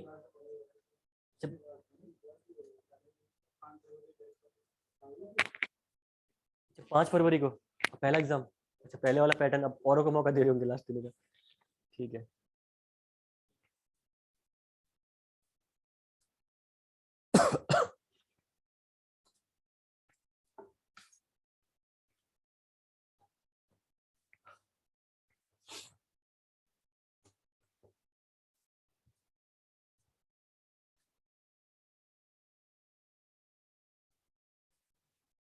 ठीक है, 3D सपोर्ट में ये बन गया होगा, अगर बना के फिर उसके बाद नंबर 1 नंबर 2 करके पॉइंट डाल के लिखना। ठीक है, तो ऑब्वियसली बात है, फिक्स सपोर्ट में आपकी कितनी रिएक्शन होगी अब? 6 रिएक्शन हो गई। अगर हिंज सपोर्ट है तो मोमेंट हटा दो, कितने हो गए आपके? 3 रिएक्शन हो गई। और जो आपका रोलर सपोर्ट है, रोलर सपोर्ट में अभी भी एक रिएक्शन रहेगी, सिर्फ एक ही रहेगी, perpendicular to the plane of the roller. बाकी उसके अलावा किसी और प्लेन में वहां पे रिएक्शन डेवलप नहीं होगी।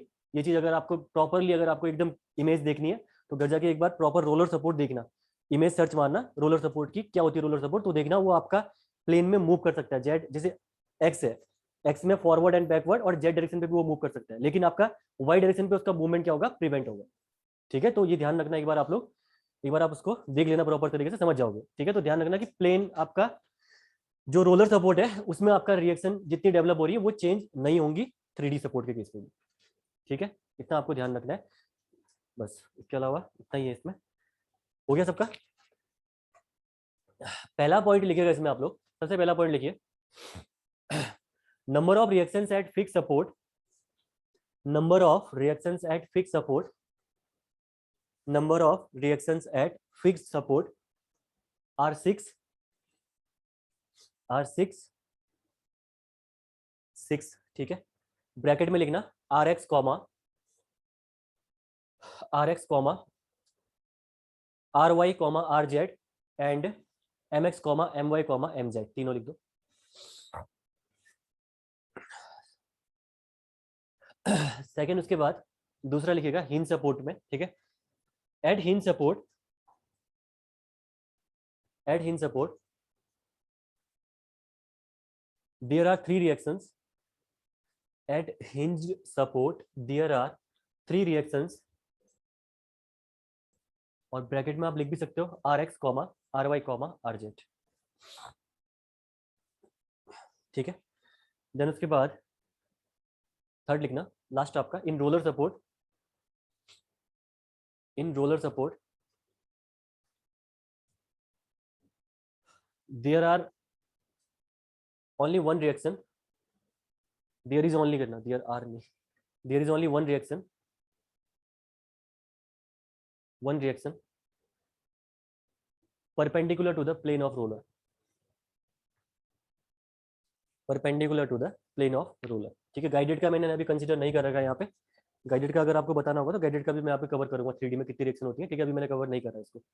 तो यहाँ पे आपका ये 3 हो गया, रोलर सपोर्ट का आपका one reaction perpendicular to the plane of the roller only. Clear है सबको?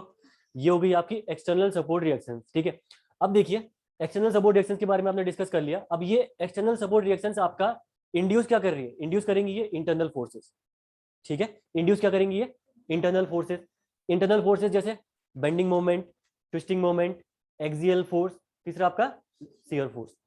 ठीक है, तो जो आपके ये इंटरनल फोर्सेस है, these internal forces are the resultant of this external support reactions. ठीक है, इसके नीचे लिखना आप हेडिंग इंटरनल फोर्सेस, इनके बारे में भी लिख लो कौन कौन से इंटरनल फोर्सेस है। इंटरनल फोर्सेस आपकी नेक्स्ट आपकी आएगी हेडिंग। ठीक है, that is internal forces.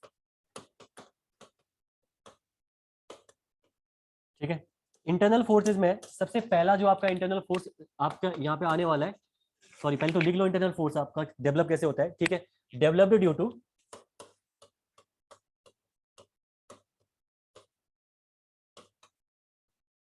External support reactions,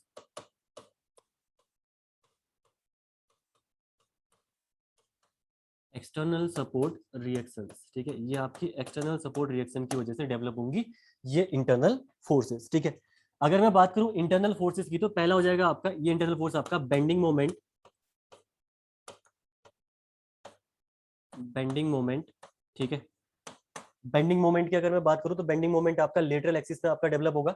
ठीक है, दैट इज लेटरल एक्सिस, लिखा भी अभी हमने, इनको दोबारा करने की जरूरत नहीं है। ठीक है, दूसरा आपका है आपका ट्विस्टिंग मोमेंट।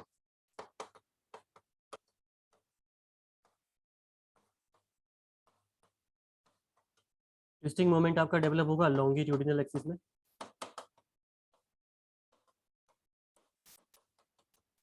लॉन्गिट्यूडिनल एक्सिस पे। उसके बाद है आपका दैट इज एक्सियल फोर्स। ठीक है, एक्सियल फोर्स कहाँ लाई करेगा आपका?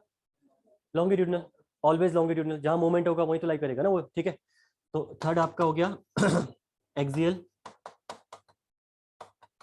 Force, that is again in longitudinal axis.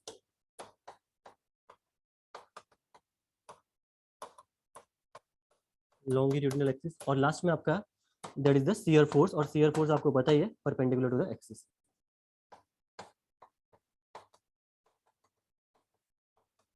Shear force ये हो जाएगा आपका लेटरल एक्सिस कर लो आप, या परपेंडिकुलर एक्सिस बोल सकते हो।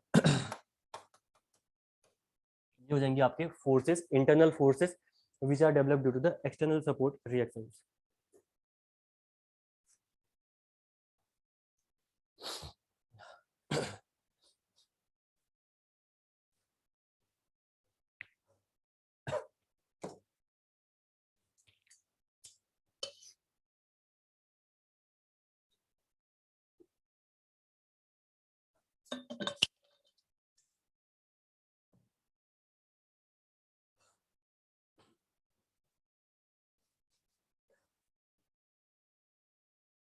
उसके बाद ये कर लीजिए पहले। इसके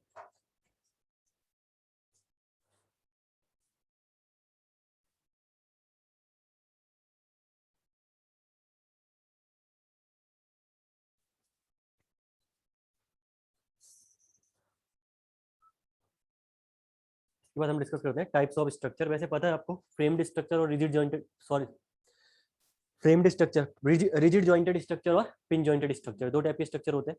इनके बारे में जस्ट बेसिक लिख लो, जस्ट ठीक है, समझना आपको पता होगा, पढ़ रखा है आपने ऑलरेडी इनके बारे में पहले से। ठीक है, बढ़ो आगे, हो गया? ठीक है ना? फर्दर अगर मैं मूव करूँ आगे, तो आगे हम लोग देखेंगे टाइप्स ऑफ स्ट्रक्चर, आपका नेक्स्ट पार्ट आएगा।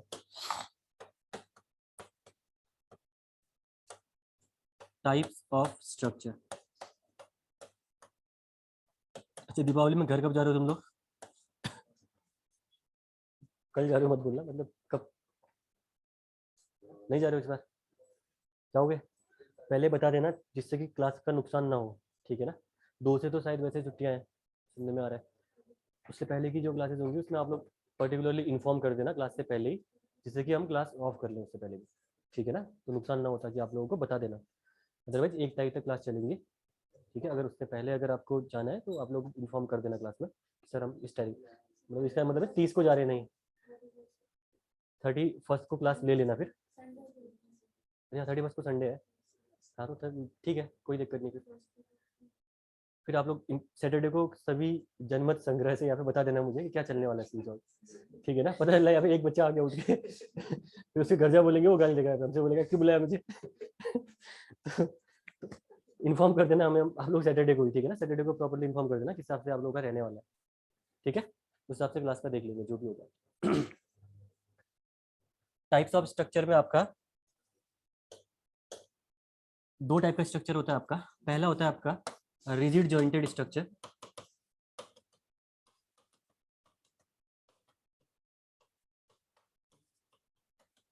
दूसरा है आपका पिन जॉइंटेड स्ट्रक्चर।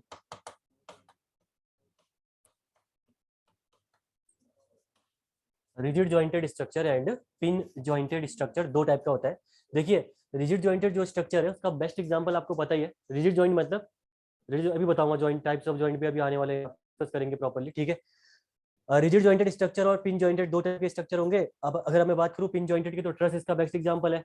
अगर रिजिड जॉइंटेड की मैं बात करूं तो फ्रेम, ऑब्वियसली बात है। फ्रेम होता क्या है? What is frame?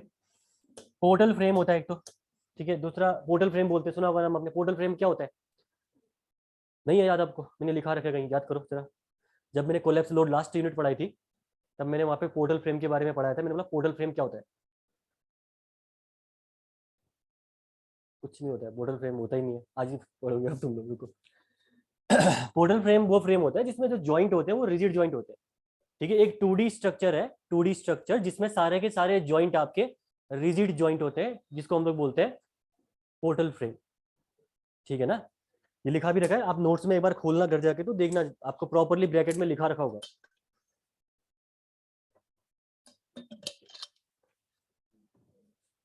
सब्जेक्ट का रोना है तुम्हें, नहीं हो रखा है सब्जेक्ट, पुराना कुछ नहीं पढ़ोगे यार। ठीक है, यहाँ देखना जरा फ्रेम के स्ट्रक्चर में जो फ्रेम होता है, फ्रेम आपका बीम एंड कॉलम का एक कॉम्बिनेशन होता है, ठीक है। बीम एंड कॉलम का कॉम्बिनेशन को ही हम लोग क्या बोलते हैं, फ्रेम बोलते हैं, पहली बात तो ध्यान रखना, ठीक है। तो यहाँ पे देखना, ये कोई फ्रेम है, ये कॉलम है, इस कॉलम में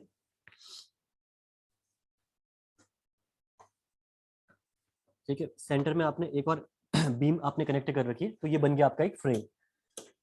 सपोर्ट कोई भी कंसीडर कर सकते हो आप लोग, मैं यहाँ पे फिक्स सपोर्ट कंसीडर कर रहा हूँ सॉरी, मैं यहाँ पे फिक्स सपोर्ट कंसीडर कर रहा हूँ, ठीक है, इस केस में। और इसको हम लोग बोलेंगे फ्रेम,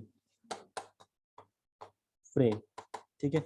अगर मैं बात करूं यहाँ पे आपसे पूछूं कि इस फ्रेम में कितने नंबर ऑफ इंटरनल फोर्सेज आपके निकलेंगे, तो कितने नंबर ऑफ इंटरनल फोर्सेज आपके फ्रेम में होते हैं, 3 फोर्सेज होते हैं फ्रेम में, इंटरनल फोर्सेज, ठीक है। बैटनिंग का याद करो, लिखवाया था मैंने वहां पे, बैटनिंग आपकी एज अ फ्रेम बिहेव करवानी पड़ती है आपको, जिसकी वजह से उसमें बेंडिंग मोमेंट भी होता है, शियर फोर्स भी होता है, तीसरा आपका एक्सियल फोर्स भी होता है, ठीक है। तीनों चीजें पढ़ी थी ना हमने वहां पे, सेम है यहाँ पे। देखिए हॉरिजॉन्टल मेंबर है, इसका मतलब आपका हॉरिजॉन्टल फोर्स, एक्सियल फोर्स भी प्रेजेंट रहेगा, वर्टिकल मेंबर है, शियर फोर्स भी प्रेजेंट रहेगा, और इनकी वजह से मूवमेंट भी प्रेजेंट रहेगा, ठीक है। अगर आप इसको वैसे समझना चाहते हो, तो अगर ये कोई मेंबर है फिक्स सपोर्ट, ठीक है, इस फिक्स सपोर्ट की वजह से, एक हिसाब से ये फिक्स सपोर्ट है यहाँ पे, इस फिक्स सपोर्ट की वजह से आपने कहीं पे ये सेक्शन कट कर दिया यहाँ पे, ठीक है। इसमें अगर रिएक्शन देखें तो रिएक्शन अब भी आपने लिखी यहाँ पे, एक तो है यहाँ पे आर वाई, दूसरी यहाँ पे रिएक्शन है आर एक्स, और तीसरा यहाँ पे मोमेंट आपका आ रहा है एम जेड, रिएक्शन आपकी तीसरी आ रही है मोमेंट एम जेड, ठीक है। मैं आपसे बोलूं कि इन फोर्सेस की वजह से जो इंटरनल फोर्सेस डेवलप होंगे आपके फ्रेम में, वो कौन कौन से फोर्सेस डेवलप होंगे, तो ऑब्वियस सी बात है, जो इंटरनल फोर्सेस आपके डेवलप होंगे, एक तो होगा आपका एक्सियल फोर्स, एक तो होगा यहाँ पे आपका एक्सियल फोर्स, दूसरा यहाँ पे कौन सा होगा, शियर फोर्स, शियर फोर्स, और तीसरा यहाँ पे डेवलप होगा आपका बेंडिंग मोमेंट। तो थर्ड आपका जो डेवलप होने वाला है, that is the bending moment in that case, ठीक है। तीसरा यहाँ पे आपका बेंडिंग मोमेंट डेवलप होगा, जिसकी डायरेक्शन आप कोई भी ले सकते हो, ठीक है, दिक्कत नहीं है डायरेक्शन की। ये हो गया आपका बेंडिंग मोमेंट एम जेड, ठीक है। यहाँ पे सॉरी एम जेड नहीं, मोमेंट नहीं, बेंडिंग मोमेंट। अब यही चीज है, बेंडिंग मोमेंट को मैंने मोमेंट लिख दिया, ठीक है। डिफरेंस है दोनों में, कुछ डिफरेंस है बेंडिंग मोमेंट और मोमेंट में, क्या डिफरेंस होता है आपका? हाँ, तो एक्सटर्नल जो बिहेवियर होता है, एग्जांपल मैंने बताया था ना आपको, किसका एग्जांपल दिया था मैंने आपको, डोर का एग्जांपल दिया था मैंने आपको। मैंने बोलता अगर डोर में आपने हिंज लगा रखा है और अगर खींचोगे तो इसका मतलब क्या है, वहां पे आपका मोमेंट आपका जो जनरेट होगा वो एक्सटर्नल मोमेंट है, ठीक है। वो मोमेंट जनरेट हुआ आपका, एक्सटर्नल मोमेंट जनरेट हुआ। लेकिन अगर आपने हिंज को आपने फिक्स कर दिया, अब खींचो डोर को, आएगा डोर आपके पास? नहीं आएगा ना, जो डोर जहां पे है वहीं पे रहेगा। क्यों? कौन रोक रहा है उसको? Bending moment. कौन रोक रहा है उसको? Bending moment. ज्यादा खींच लोगे तो आपका जो आपका दरवाजा है उखड़ के बाहर आ जाएगा या बेंड हो जाएगा पूरा, ठीक है। तो एक्सटर्नल बिहेवियर आपका होता है मोमेंट, और जो आपका इंटरनल इफेक्ट होता है that is the bending moment. और यहाँ पे आपने लिख भी दिया, इंटरनल फोर्सेस के अंदर बेंडिंग मोमेंट को लिखा हुआ है, और एक्सटर्नल फोर्सेस के अंदर आपने कंसीडर कर रखा है किसको? मोमेंट को, ठीक है। तो किसी फ्रेम में अगर 3 रिएक्शन आ रही है, तो उसमें जो आपके इंटरनल रिएक्शन आएंगी, these internal reaction are also 3, that is bending moment, shear force and axial force, ठीक है। तो यहाँ पे आपके इंटरनल फोर्सेस की अगर मैं बात करूं, इंटरनल फोर्सेस, तो ये इंटरनल फोर्सेस आपके रहेंगे 3, these internal forces are 3, that is axial force, shear force and bending moment, AF, SF and bending moment in case of the frame, ठीक है। तो फ्रेम स्ट्रक्चर के केस में आपको ये तीनों की 3 इंटरनल फोर्सेस आपको देखने को मिलेंगे, ठीक है। ठीक है, तो मल्टी स्टोरी कोई बिल्डिंग है, वो एक फ्रेम है आपका, फ्रेम ही तो है, फ्रेम स्ट्रक्चर है, उसमें नंबर ऑफ बीम्स और नंबर ऑफ कॉलम्स आपका पहले फ्रेम ही बनता है, बाद में उसके अंदर जो भी पार्टीशन वॉल पड़ती है, जो भी वॉल्स आपकी पड़ती है बाद में पड़ती है, पहले देखना। अगर मल्टी स्टोरी बिल्डिंग बनेगी तो एक फ्रेम ही बनता है, पूरा फ्रेम बीम और कॉलम का कॉम्बिनेशन बनेगा, देन उसके बाद उसमें कंस्ट्रक्शन होता है, ठीक है ना। तो एग्जाम्पल अगर रियल लाइफ में देखना है तो आपका इसका एग्जाम्पल वो हो सकता है। ये तो हो गया आपका रिजिड जॉइंटेड स्ट्रक्चर। इसके बाद आपका नेक्स्ट आता है आपका that is the pin jointed structure. ठीक है, अब पिन जॉइंटेड स्ट्रक्चर के बारे में तो यहाँ पे आपको डिटेल में पढ़ना ही है। अगर ट्रस्ट पढ़ोगे तो ट्रस्ट में आपको इसके बारे में बहुत डिटेल में पढ़ना है। ठीक है, लेकिन यहाँ पे कंसिडर करते हैं बेसिक इसका भी थोड़ा सा, तो बता भी रखा है मैंने, तो बेसिक।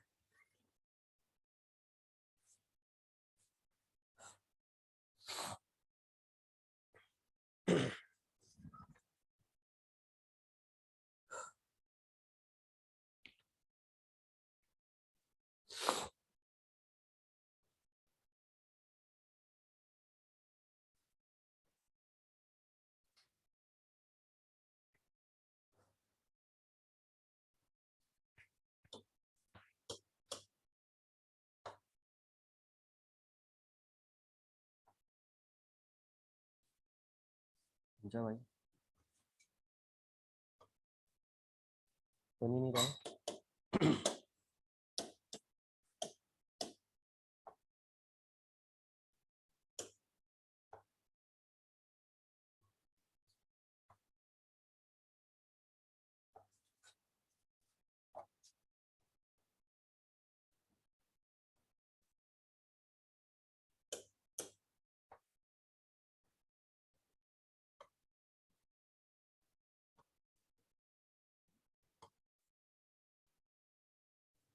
कनेक्ट कर लेना इसको, ठीक है ना।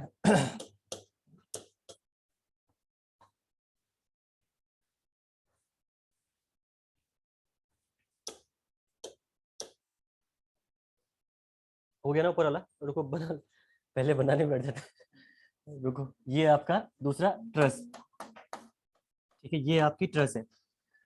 तो पिन जॉइंटेड जो सॉरी, जो पिन जॉइंटेड आपका स्ट्रक्चर है that is the truss. Best example of pin jointed structure is truss. Pin jointed structure इसको हम लोग इसलिए बोलते हैं क्योंकि आपका जो जॉइंट होते हैं वो आपके स्मूथ पिन से आपके क्या होते हैं, कनेक्टेड होते हैं। वहां पे जॉइंट आपका रिजिड नहीं होगा। ठीक है, यहाँ पे आप क्या करेंगे, ये आपका जॉइंट है, यहाँ पे भी पिन, दोनों जगह पिन लगा दिया, यहाँ पे भी पिन। इन पिन को लगाने का रीजन क्या होता है, ताकि आप क्या कर पाओ, इसमें बेंडिंग मोमेंट को आप क्या कर पाओ, जीरो रख पाओ। ठीक है, ट्रसेस में बेंडिंग मोमेंट कभी भी आकर नहीं करना चाहिए। अगर बेंडिंग मोमेंट ट्रसेस में आकर करता है इसका मतलब वो आपका फ्रेम में कन्वर्ट हो गया। ठीक है, अभी आप उसको वहां भी पढ़ोगे ट्रसेस में, तो ये प्रॉपर्टी आपको ध्यान रखना है, bending moment equal to zero in the truss. ठीक है, जीरो, देखिए बेंडिंग मोमेंट जीरो होना चाहिए इस केस में यहाँ पे। ठीक है, पिन जॉइंटेड स्ट्रक्चर में अगर आप फोर्सेस की अगर मैं बात करूं तो फोर्सेस अगर यहाँ पे क्या होता है, सिर्फ और सिर्फ आपके एक्सियल फोर्सेस ही प्रेजेंट रहते हैं। सिर्फ और सिर्फ यहाँ पे आपके एक्सियल फोर्स प्रेजेंट रहते हैं, यानी टेंशन या कॉम्प्रेशन। ठीक है, आइदर यहाँ पे आपका टेंशन प्रेजेंट होगा, आइदर यहाँ पे आपका कॉम्प्रेशन प्रेजेंट होगा। बेंडिंग मोमेंट और शियर फोर्स यहाँ पे प्रेजेंट नहीं होंगे इन केस ऑफ द ट्रसेस। ठीक है, तो जो इंटरनल फोर्सेज आपके निकल के आएंगे इस केस में आपके क्या निकल के आएगा, इंटरनल फोर्सेज आपका, इंटरनल फोर्स आपका सिर्फ और सिर्फ एक्सियल फोर्स। ठीक है, आपका सिर्फ और सिर्फ एक्सियल फोर्स ही रहेगा, जो कि आपका एक इंटरनल फोर्स रहेगा। ठीक है, जैसे ये कोई मेंबर है ट्रस्ट का, आपका कोई मेंबर है, इस ट्रस्ट के मेंबर में जैसे आपने कोई टेंशन अप्लाई कर रखा है, ठीक है, यहाँ पे आपने इसको पिन लगा रखा है, ठीक है, यहाँ पे आपने इसको टेंशन अगर दे रखा है, अगर आप सेक्शन को यहाँ पे कट करें और यहाँ पे इसका चेक करेंगे इफेक्ट, तो ये इफेक्ट सिर्फ और सिर्फ इसका आपका एक्सियल फोर्स ही होगा। एक्सियल फोर्स ए एफ ही इसका इफेक्ट होगा। तो इंटरनल फोर्सेस जो आपके प्रेजेंट होंगे किसी भी ट्रस में, वो आपका सिर्फ और सिर्फ एक्सियल फोर्सेस होंगे, दैट इज एक्सियल कॉम्प्रेशन और एक्सियल टेंशन। ठीक है, वहीं फ्रेम में आपके टेंशन, सॉरी, फ्रेम में आपके axial force, shear force and bending moment. Clear है सबको ये चीजें? ठीक है, इजी है। देखिए बेसिक बेसिक चल रहा हूँ ताकि आने वाले टाइम पे प्रॉब्लम ना आए। सारी बेसिक भले इरिस्पेक्टिव आपको आते हैं वो या नहीं आते हैं, मैं आप कंसिडर करके चल रहा हूँ अपने एनालिसिस में। ठीक है, तो बहुत छोटी छोटी चीजें ये, ये चीजें ऑलमोस्ट आपको क्लियर भी होंगी, लेकिन यहाँ पे मैं जस्ट फिर भी डिस्कस कर रहा हूँ, तो ठीक है जो भी है। ठीक है, ये तो हो गया आपका बेसिक आपका। ठीक है, देन उसके बाद नेक्स्ट हम लोग मूव करते हैं, उसके बाद हम लोग इंटरनल जॉइंट्स में। ठीक है, कौन कौन से इंटरनल जॉइंट्स हैं जिनके बारे में आप डिस्कस करने वाले हो, सारे के सारे जॉइंट अब हम लोग डिस्कस करेंगे। ठीक है, अभी तक आपने पढ़ा था सपोर्ट्स, जिसमें आपने fix support, hinge support, roller support और गाइडेड रोलर सपोर्ट पढ़ा। अब आप लोग पढ़ेंगे इंटरनल जॉइंट्स के बारे में, जिसमें आपने पढ़ा था, पढ़ोगे आप rigid joint, pin joint, internal slider, बहुत चीजें हैं। ठीक है, पहले इसको कर लो, उसके बाद हम आगे फर्दर मूव करते हैं।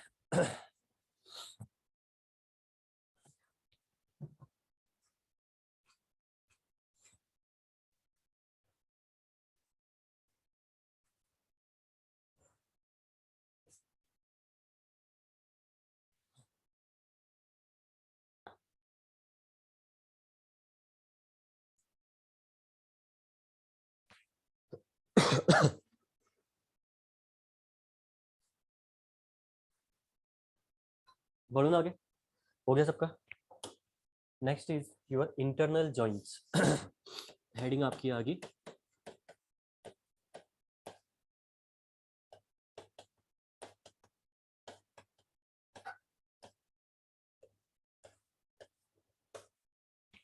इंटरनल जॉइंट्स के बारे में हम डिस्कस करते हैं। सबसे पहला आप यहाँ पे डिस्कस करेंगे that internal joint will be the rigid joint. ठीक है, पहला आप लोग डिस्कस करोगे that is the rigid joint.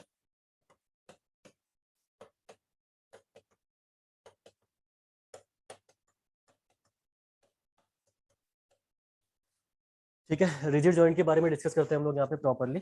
क्या आपका कोई रिजिड जॉइंट होता है?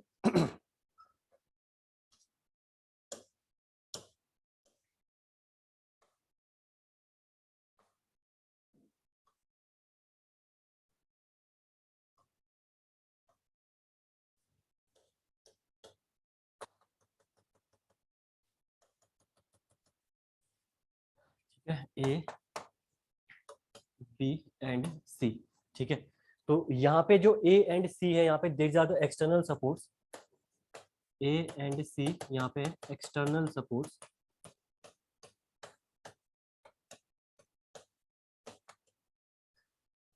एंड जो आप यहाँ पे आपका पॉइंट बी है, that point B will be the rigid joint.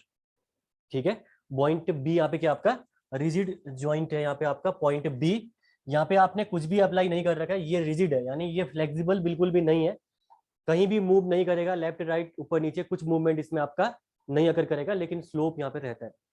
ठीक है, सिर्फ और सिर्फ क्या रहता है यहाँ पे, स्लोप यहाँ पे प्रेजेंट रहता है। ठीक है, इस रिजिड जॉइंट पे। तो यहाँ पे देखना जरा, ये बी आपका यहाँ पे है रिजिड जॉइंट। ठीक है, रिजिड जॉइंट, यहाँ पे बी रिजिड जॉइंट है। और अगर मैं क्या करूं, अगर मैं यहाँ पे एक मोमेंट अप्लाई करूं, यहाँ पे मैं अगर एक मोमेंट अप्लाई करूं एम, तो इस एम मोमेंट की वजह से कुछ ना कुछ डिफ्लेक्शन आएगा इस फ्रेम के अंदर, है ना। तो लेट अस कंसीडर दिस, जो इसका डिफ्लेक्टेड शेप है after applying the M moment, जो डिफ्लेक्टेड शेप है, that deflected shape will be like this. ठीक है, ये इसका कुछ डिफ्लेक्टेड शेप है after applying the M moment. ठीक है, यहाँ पे स्लोप, सी पे स्लोप आपका जीरो नहीं होगा, देख रहे होंगे आप यहाँ पे सी पे मैंने स्लोप जीरो नहीं कर रखा है।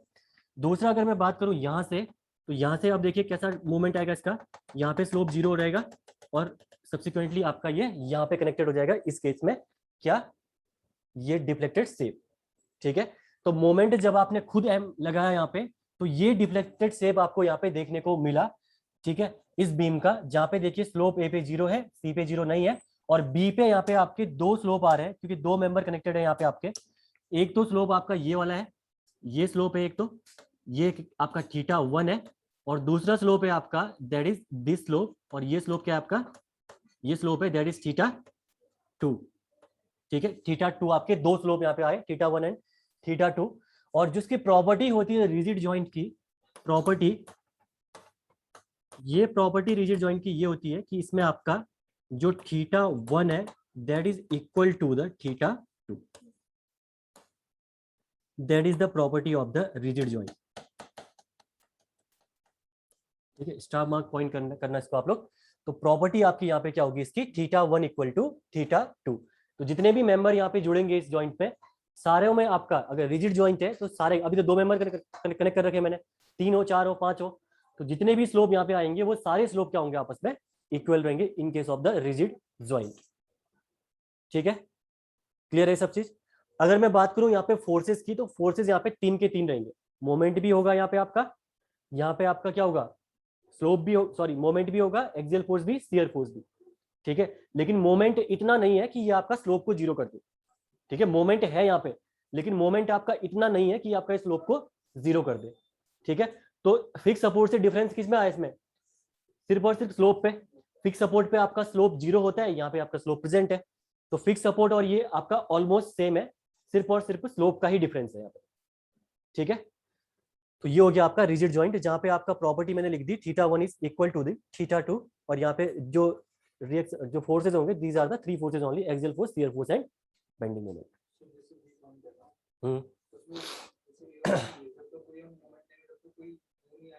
कैसे आएगा उसमें? अगर आप इसमें बी पॉइंट पे अगर आपने कोई लोड अप्लाई ही नहीं कर रखा है तो यहाँ पे आपका क्या स्लोप अकर करेगा? जब आपने कुछ लोड अप्लाई करा तभी तो स्लोप, ऑब्वियसली बात है। वो तो ऑब्वियसली, कोई फ्रेम बनाओगे तो लोडिंग तो लोगे ना उसमें। रिजिड जॉइंट में भाई को भी प्रॉब्लम है। रिजिड जॉइंट अभी क्लियर नहीं हुआ, कह रहा हूँ।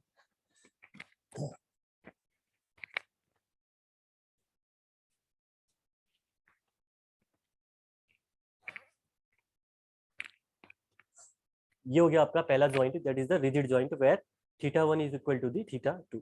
ठीक है, सिमिलर केस मैं अप्लाई कर रहा हूँ, सेकंड वाला case, that is the pin joint, या इंटरनल हिंज भी हम लोग इसको बोलते हैं, या पिन जॉइंट भी हम लोग इसको बोलेंगे। ठीक है,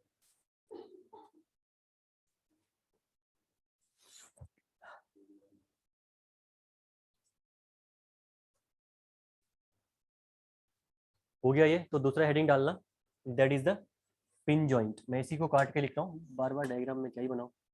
ठीक है, दूसरा जो जॉइंट आपका आने वाला है that is the pin joint और इंटरनल हिंज। ठीक है, इंटरनल हिंज और pin joint.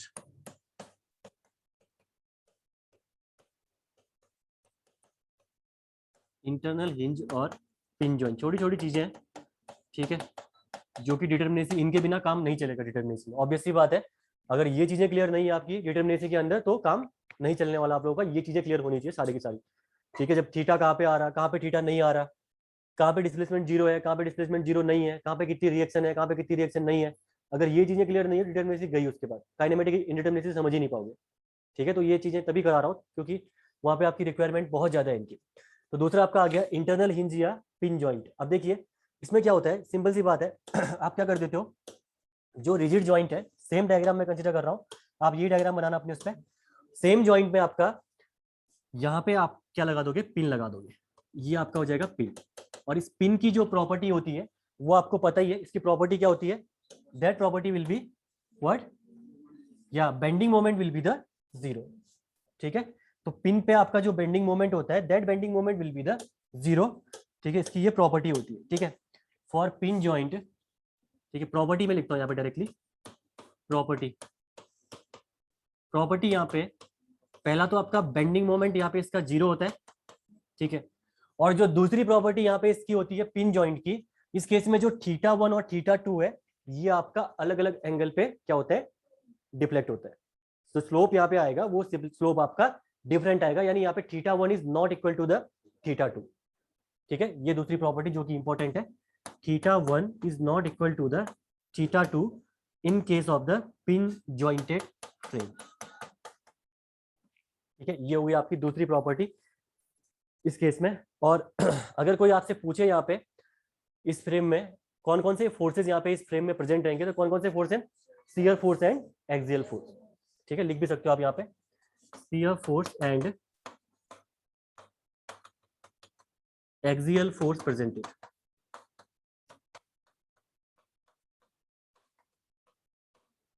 Shear force and axial force presented in the pin joint. ठीक है, ये दोनों चीजें आप लिख भी सकते हो यहाँ पे। तो प्रॉपर्टीज आपकी यहाँ पे तीन प्रॉपर्टीज आपने लिख दी। पहला तो आपका बेंडिंग मोमेंट जीरो होगा, दूसरा यहाँ पे आपका theta 1 is not equal to theta 2, bending moment zero है, इसका मतलब दो ही फोर्सेज अवेलेबल होंगे, that is the axial force and the shear force.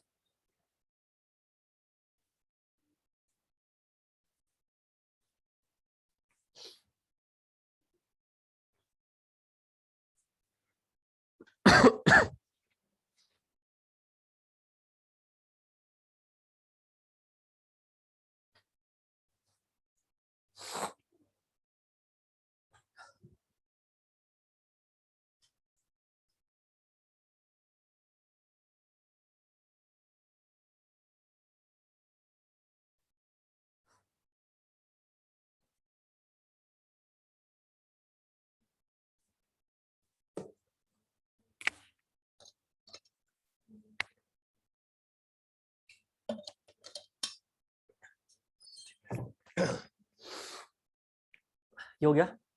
Next उसके बाद आपका है इंटरनल स्लाइडर। थर्ड आपका है, ये हो गया ना, थर्ड है आपका इंटरनल स्लाइडर।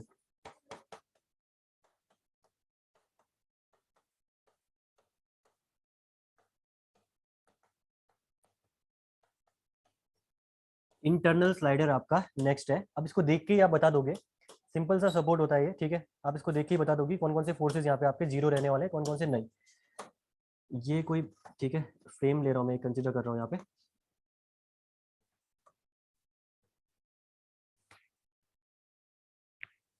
ठीक है, that is the hinge support.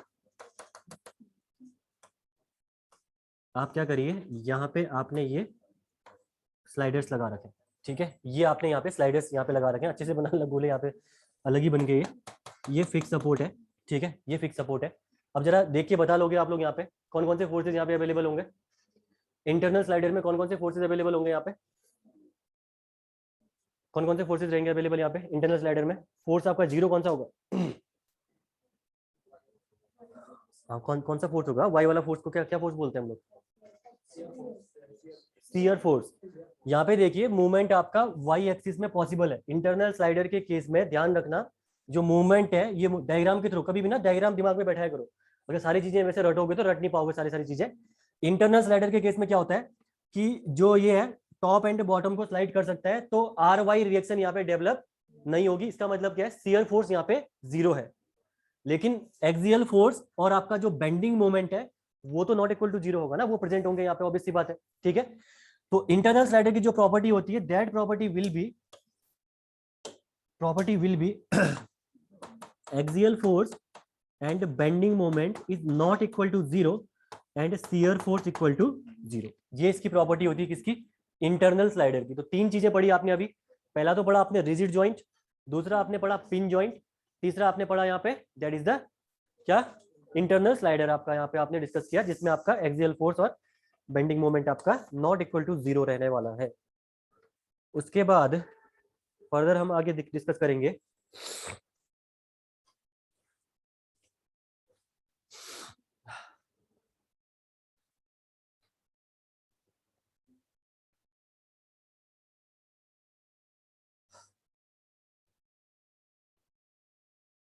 ठीक है। रट लेना घर जाके, सारे सारे ये देख लेना एक बार, रटना तो क्या है, याद ही करो जाएंगे सारे, ठीक है, ताकि कल डिटर्मिनेसी स्टार्ट करें तो उस टाइम पे प्रॉब्लम ना आए आप लोग, ठीक है ना, सारे रिएक्शन से पता हो।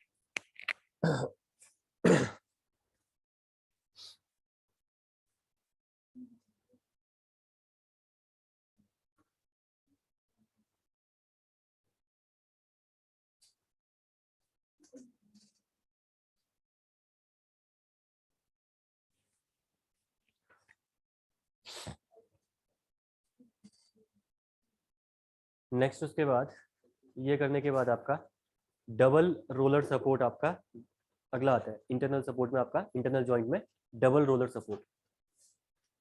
बढ़ो आगे ना, किसी को दिक्कत तो नहीं है, दोबारा समझाना है कोई पॉइंट, ठीक है। अगला है आपका that is fourth number of support is the double roller support.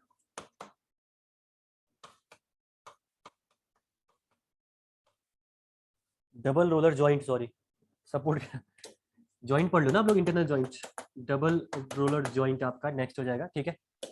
अगर मैं बात करूं इसकी डबल रोलर जॉइंट की, तो ये कैसा होता है देखिए जरा।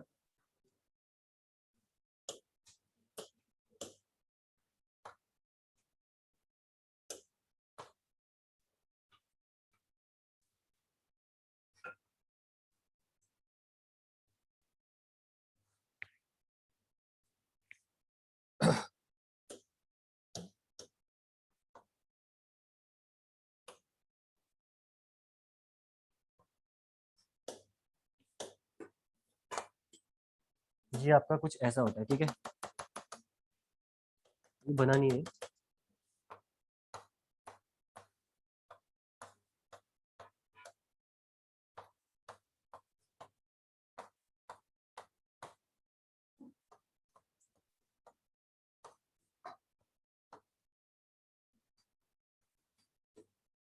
ये होता है आपका डबल रोलर सपोर्ट, इसको हम लोग बोलते हैं डबल रोलर जॉइंट, सॉरी बार बार सपोर्ट ही निकल रहा है मुझे, डबल रोलर जॉइंट हम लोग इसको बोलते हैं।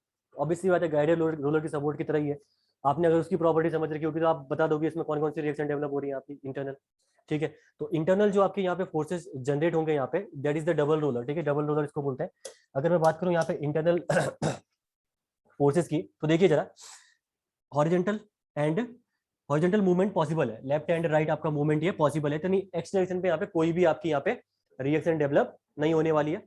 लेकिन क्योंकि ये रिजिड प्लेट से सब्जेक्टेड होता है, टॉप में भी रिजिड प्लेट लगी हुई है, बॉटम पे भी रिजिड प्लेट लगी हुई है, और रोलर के परपेंडिकुलर डायरेक्शन पे रिएक्शन आपकी अवेलेबल होगी, और साथ में आपका जो मोमेंट है वो मोमेंट भी आपका यहाँ पे अवेलेबल होगा due to this rigidity of the plate. ठीक है, तो जो ऊपर की प्लेट है, इन प्लेट की वजह से यहाँ पे क्या होगा, बेंडिंग मोमेंट भी प्रेजेंट होगा, साथ में आपका यहाँ पे शियर फोर्स भी यहाँ पे प्रेजेंट रहने वाला है। ठीक है, तो shear force bending moment not equal to 0 and axial force equal to 0। Clear है सबको? ठीक है, रोलर दिख जाए इसका मतलब सीधे समझो कि रोलर के परपेंडिकुलर डायरेक्शन पे फोर्स आपका अवेलेबल है। अगर गाइडेड रोलर दिख जाए तो इसका मतलब वहां पे मोमेंट भी प्रेजेंट है ड्यू टू द प्लेट की रिजिडिटी की वजह से। टॉप में भी प्लेट प्रोवाइड कर रखी है आपने, बॉटम पे भी प्लेट प्रोवाइड कर रखी है, उसके बीच में आपने रोलर रखे हैं, तो जब आप खींचोगे नीचे तो रिएक्शन डेवलप होगी, मोमेंट आपका डायरेक्टली अप्लाई नहीं होगा, यानी मेंबर नीचे की ओर नहीं आएगा। ठीक है, ये चीज आपको ध्यान रखनी है, ईजी है, कोई दिक्कत नहीं है। कैसे? देखो एक्सियल फोर्स आपका ये हो गया ना, ये वाला 0 है, ये वाला अवेलेबल है, और जो ये मोमेंट है दैट इज अगेन अवेलेबल। ठीक है, एक्सियल फोर्स मतलब लॉन्गिट्यूडिनल एक्सिस, मेंबर जो है उसकी एक्सिस में जो फोर्स लगेगा that is the axial force. Member की एक्सिस क्या है, यही तो मेंबर की एक्सिस है, इस मेंबर की एक्सिस में जो फोर्स लगेगा that is the axial force only, और उसके परपेंडिकुलर में आपका शियर फोर्स। ठीक है, और मोमेंट तो आपका ऑब्वियसली बात है किसी भी डायरेक्शन पे हो सकता है, जेड में ले रहा हूं मैं, कंसीडर करके चल रहा हूँ। ठीक है, ये हो गया आपका डबल रोलर ज्वाइंट। उसके बाद फर्दर हम आगे मूव करेंगे, इसको कर लीजिए पहले। दो ज्वाइंट और बचे हुए आपके। ठीक है, एक तो बचा हुआ है इंटरनल रोलर और दूसरा बचा है लिंक। ठीक है,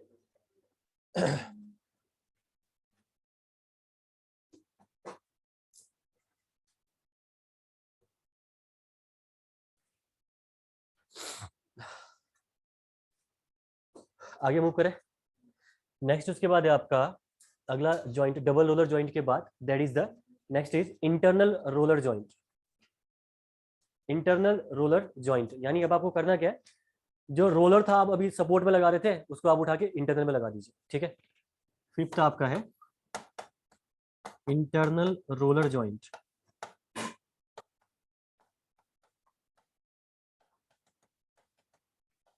इंटरनल रोलर ज्वाइंट, अब यहाँ पे प्लेस कैसे करेंगे आप लोग? ठीक है, इसको प्लेस कैसे करते हैं देखिए,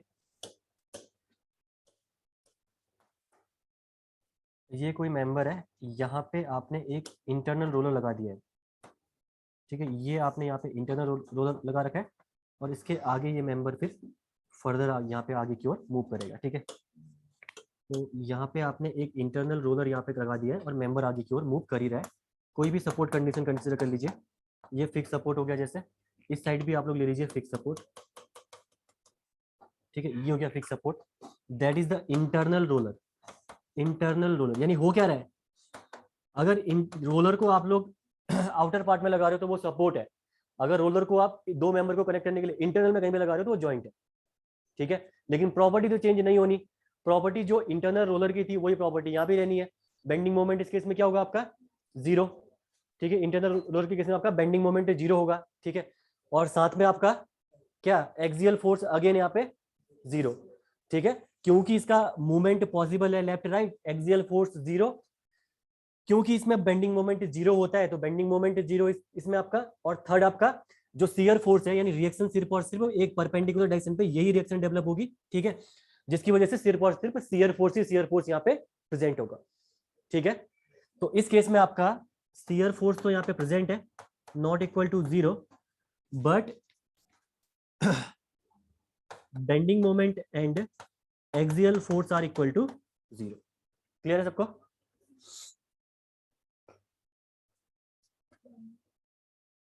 बेंडिंग मोमेंट इस केस में आपका, क्योंकि रोलर है ना, इंटरनल रोलर की प्रॉपर्टी क्या है, इसमें होता क्या है, देखिए अगर आपने लगा रखा है यहाँ पे जॉइंट, अगर आप इसको नीचे खींचोगे तो ये नीचे की ओर आ जाएगा, ठीक है।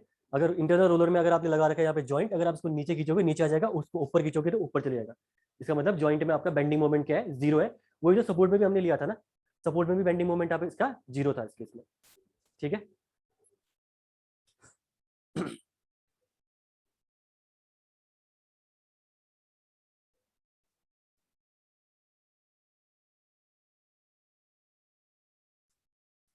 रोलर मतलब है मूव भी कर रहा है, साथ में आपका अगर जॉइंट ऊपर नीचे करोगे तो ये आपका स्लोप भी है उसमें प्रेजेंट है, ठीक है ना, ऊपर नीचे वो जा रहा है। तो एक बार आप इनका ना डायग्राम से एक बार प्रॉपर वे में घर में देखना, एक बार सारे इमेजेस आज क्लियर करना, सारे क्लियर हो जाएंगे जितने सपोर्ट्स है, ठीक है ना, किसी में भी दिक्कत नहीं आएगी आपको। ये तो हो गया आपका इंटरनल रोलर जॉइंट। लास्ट आपका है लिंक। लिंक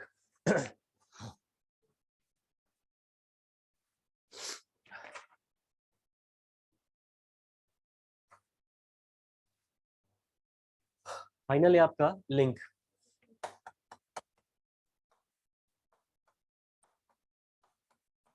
ठीक है, ये लिंक क्या होता है, दो पिन जॉइंट के बीच में या दो हिंज के बीच में आप लोग एक मेंबर प्रोवाइड करते हो, उसको हम लोग बोलते हैं लिंक, ठीक है।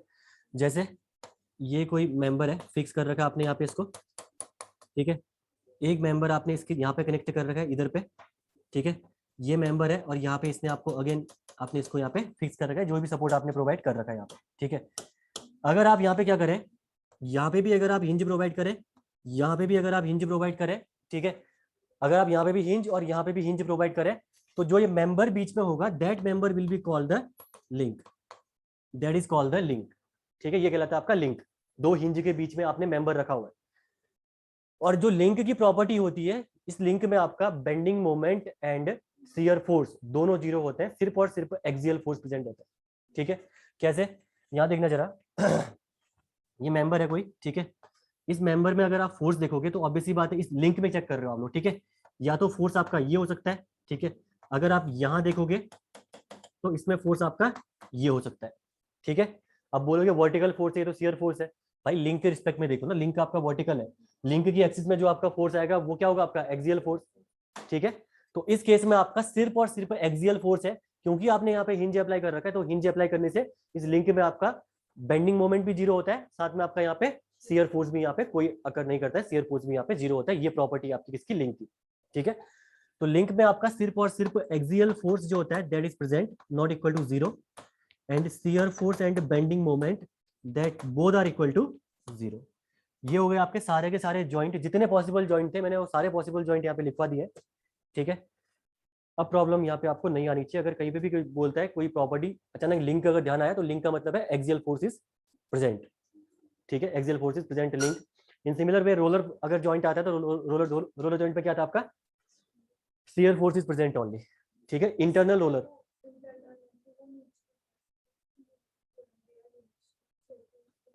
अगर इंटरनल जॉइंट है, इंटरनल रोलर है, इंटरनल रोलर आपका, इंटरनल रोलर अगर आपका नीचे की ओर जाएगा तो जो आपका इसमें ये फोर्स है, मेन चीज है, इंटरनल इंटरनल जॉइंट आपका नीचे नहीं जाएगा, इंटरनल जॉइंट वहीं पे है, मेंबर नीचे जा रहा है। हिंज है ना, हिंज, ये हिंज है, हिंज वाले मेंबर पे मेंबर ऊपर नीचे होता है, किसी ना किसी स्लोप पे मेंबर नीचे होगा, ऊपर नीचे। हाँ, सपोर्ट तो वहीं पे रहेगा ना, सपोर्ट मूव, सपोर्ट आपका नीचे अगर जाने वाला होगा तो फिर तो रिएक्शन डेवलप ही नहीं होगी। आर वाई रिएक्शन डेवलप क्यों होगी, अगर सपोर्ट अगर नीचे जाएगा तो मेंबर नीचे जाता है, ठीक है। तो मेंबर का इफेक्ट जो वहां पे पड़ता है वो शियर फोर्स आएगा उसमें, ठीक है ना। मेंबर नीचे जाता है, कभी भी सपोर्ट उसमें नीचे नहीं जाएगा, ठीक है। सपोर्ट सिर्फ और सिर्फ फॉरवर्ड और बैकवर्ड का मूवमेंट रहेगा सपोर्ट में, ठीक है। तो क्या क्या प्रॉपर्टीज पढ़ी आपने अभी, जस्ट फॉर रिवीजन। एक तो आपने पढ़ा रिजिड जॉइंट, रिजिड जॉइंट में आपका theta one is equal to the theta two, axial force, shear force, bending moment तीनों ही प्रेजेंट रहेंगे। दूसरा आपने पढ़ा यहाँ पे पिन जॉइंट, पिन जॉइंट में आपका theta one is not equal to the theta two, और आपने पढ़ा यहाँ पे बेंडिंग मोमेंट सिर्फ और सिर्फ यहाँ पे जीरो होगा, एक्सियल फोर्स और शियर फोर्स प्रेजेंट रहेंगे, ठीक है। फर्दर उसके बाद आपने पढ़ा यहाँ पे double roller joint, double roller joint के केस में आपने पढ़ा कि जो एक्सियल फोर्स है, यानी हॉरिजॉन्टल तो मूवमेंट पॉसिबल है, लेकिन प्लेट की वजह से, जो टॉप में आप प्लेट प्रोवाइड कर रहे हो रिजिड प्लेट की वजह से मूवमेंट भी है वहां पे, और आपका शियर फोर्स भी है। शियर फोर्स तो रहता ही है, क्योंकि आपका रोलर सपोर्ट के परपेंडिकुलर आपका क्या होगा, फोर्स तो रहना ही रहना है उसने, ठीक है। तो शियर फोर्स तो है ही है, बेंडिंग मोमेंट भी है। तो रोलर से डिफरेंट कैसे है, रोलर में आपका सिर्फ और सिर्फ क्या होता है, शियर फोर्स, वहां पे आपका बेंडिंग मोमेंट भी है, ठीक है। अगला आपका आया इंटरनल रोलर में वही पढ़ा आपने, शियर फोर्स आपका प्रेजेंट है, बाकी दोनों के दोनों जीरो है, ठीक है। तो गाइडेड रोलर और रोलर जॉइंट को आप ऐसे याद कर सकते हो दोनों को, ठीक है। उसके बाद आपका सेकंड लास्ट आपका है, दैट इज द लास्ट आपका है लिंक, और लिंक में आपका सिंपल सी बात है, एक ही आपका फोर्स होगा, that is axial force. Shear force और आपका बेंडिंग मोमेंट यहाँ पे जीरो होता है, क्योंकि आपने यहाँ पे जो ये पिन प्रोवाइड कर रखे, ये पिन आपका बेंडिंग मोमेंट को यहाँ पे जाने नहीं देंगे, नहीं यहाँ पे आपका शियर इंड्यूस होगा, ठीक है। और एक ही फोर्स आपका इंड्यूस होगा, ये मैंने बता दिया, ये फोर्स आपका डायरेक्शन ये रहेगी इसमें, जो कि आपका एक्सियल फोर्स होगा, किसके लिए, लिंक के लिए, लिंक एक मेंबर है, ठीक है। तो ये सारे के सारे प्रॉपर्टीज है आपकी इंटरनल जॉइंट्स की। अगर किसी को प्रॉब्लम है तो पूछ सकते हो आप लोग इस कहीं पे भी। किसी को दिक्कत है, क्लियर सबको? ठीक है, घर जाके इसको रिवीजन करना। नेक्स्ट उसके बाद हेडिंग डालना, कॉन्सेप्ट ऑफ जनरल लोडिंग, इसको भी कवर करके जाते हैं। हेडिंग डालना आप लोग यहाँ पे, concept of general loading, concept of general loading, ठीक है। पहले पॉइंट लिख लो, फिर समझाता हूँ उसको, मैं आपको एक्सप्लेन भी करता हूँ। कंसेप्ट ऑफ जनरल लोडिंग में लिखिएगा, इन केस ऑफ बीम्स, ठीक है, इन case of beams, if the loading is vertical, in case of beams, if the loading is vertical and supports are at same level,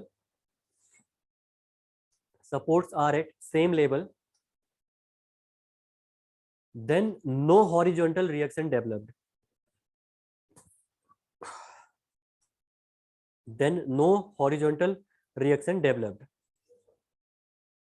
supports are at same level, then no horizontal reaction will develop, ठीक है। तो आपने क्या लिखा, आपने लिखा in case of beams if loading is vertical and supports are at same level then no horizontal reaction will be develop, ठीक है। जरा सोचिए इसके कॉन्सेप्ट को। पहला आपका जो अभी तक आपने डिस्कशन किया था यहाँ पे, ये जो डिस्कशन आपने यहाँ पे किया था, जैसे ये सपोर्ट है कोई, ठीक है, एक सपोर्ट आपका यहाँ पे ये है, पहला मैं कंसीडर कर रहा हूँ हिंज सपोर्ट, दूसरा मैं कंसीडर करूंगा यहाँ पे roller support, that is the hinge support, ये आपका है रोलर सपोर्ट, ठीक है। यहाँ पे अभी तक जो आपने कंसीडरेशन था, वो कंसीडरेशन क्या था, यहाँ पे आपका जो लोडिंग होगी that is the inclined loading, ठीक है। यानी लोड आपने किसी एंगल पे यहाँ पे अप्लाई कर रखा था, पी लोड किसी एंगल पे थीटा आपने अप्लाई किया था, जिसकी वजह से यहाँ पे आपका एक तो रिएक्शन, एक वर्टिकल कंपोनेंट बना इसका, एक इसका हॉरिजॉन्टल कंपोनेंट भी बनेगा, तो आर वाई और आर एक्स ये आपका हिंज पे डेवलप हुआ। अगर मैं बात करूं रोलर की, तो रोलर के केस में आपका सिर्फ और सिर्फ रोलर के परपेंडिकुलर एक डायरेक्शन डेवलप हुई आर वाई, ठीक है। अगर मैं बात करूं यहाँ पे नंबर ऑफ रिएक्शंस की, नंबर ऑफ रिएक्शंस, तो नंबर ऑफ रिएक्शंस टोटल कितनी है यहाँ पे आपकी, these are 3 number of total reactions, ठीक है। अगर मैं बात करूं यहाँ पे नंबर ऑफ इक्विलिब्रियम इक्वेशंस की, नंबर ऑफ इक्विलिब्रियम इक्वेशंस, ठीक है, अगर नंबर ऑफ इक्विलिब्रियम इक्वेशन की मैं बात करूं, तो ये नंबर ऑफ इक्विलिब्रियम इक्वेशन आपकी कितनी है यहाँ पे, 3, summation of X Y and M equal to 0, ये भी आपकी हो जाएंगी 3, ठीक है। 3 इक्विलिब्रियम इक्वेशन है, लिख दो summation of x equal to 0, summation of y equal to 0, summation of moment equal to 0, ये हो जाएंगी आपकी 3 इक्विलिब्रियम इक्वेशन, ठीक है। अब जो केस आपने डिस्कस लिखा हुआ है यहाँ पे, ये बोल रहा है क्या होगा अगर ये लोडिंग आपकी वर्टिकल होगी तो, ठीक है, सिंपली सेम बीम है, लेकिन अब लोडिंग यहाँ पे आपकी ये हमने लगा दी वर्टिकल। अब आपका जो लोड है ये आपका वर्टिकल है, किसी एंगल पे इंक्लाइन नहीं है, ठीक है। अगर बीम में लोड वर्टिकल होगा, ये आपकी हिंज बीम है, सॉरी हिंज सपोर्ट है, that is the roller support, that is the roller support, ठीक है। इस केस में ये बोल रहा कि कोई भी हॉरिजॉन्टल रिएक्शन अब डेवलप नहीं होगी, ऑब्वियसली बात है, हॉरिजॉन्टल कंपोनेंट है ही नहीं, तो हॉरिजॉन्टल रिएक्शन डेवलप कैसे होगी, ठीक है। तो यहाँ पे जो रिएक्शन आपकी डेवलप होने वाली है, that reaction will be only R Y, और यहाँ पे जो रिएक्शन होगी that is only R Y, और जो summation of x equal to 0 है, ठीक है, यानी हॉरिजॉन्टल फोर्सेस का जो समेशन आप लोग 0 लेके चल रहे थे, वो वाली इक्विलिब्रियम कंडीशन भी यहाँ पे आपकी हट जाएगी, ठीक है। तो यहाँ पे देखिए इक्विलिब्रियम इक्वेशन को मैं कंसीडर कर रहा हूँ एस से, नंबर ऑफ रिएक्शन को मैं कंसीडर कर रहा हूँ स्मॉल आर से। अगर यहाँ पे मैं स्मॉल आर लिखूं तो स्मॉल आर हो जाएंगे यहाँ पे ओनली 2, ठीक है, आर वाई दोनों हो जाएंगे आपके, और आपके अगर नंबर ऑफ इक्विलिब्रियम इक्वेशन की मैं बात करूं तो दो यहाँ पे, summation of y equal to 0, summation of y equal to 0 and summation of moment equal to 0। ठीक है, और एक चीज और ध्यान रखनी है कि जो मोमेंट है वो मोमेंट आपका हमेशा बीम की अगर बात चल रही है तो बीम में मोमेंट हमेशा आपका वर्टिकल लोड यानी जो शियर फोर्स जो कॉज कर रहा है उसी लोड की वजह से आएगा। अगर क्या हो कि ये लोडिंग है आपकी हॉरिजॉन्टल हो इस केस में, ठीक है, ये आपकी लोडिंग है इस बीम में, ये आपकी हॉरिजॉन्टल लोडिंग है सिर्फ और सिर्फ, तो फिर क्या होगा, अब वर्टिकल लोड आपका डेवलप नहीं होगा, और वर्टिकल लोड डेवलप नहीं होगा तो मोमेंट भी डेवलप नहीं होगा। इसका मतलब क्या है, जो इक्विलिब्रियम इक्वेशन है summation of m equal to 0 और summation of y equal to 0 दोनों हट जाएंगे अब आपके। ठीक है, तो ये जनरल कॉन्सेप्ट्स हैं, पहले इनको लिखो, इसको बनाइए एक्सप्लेनेशन पे।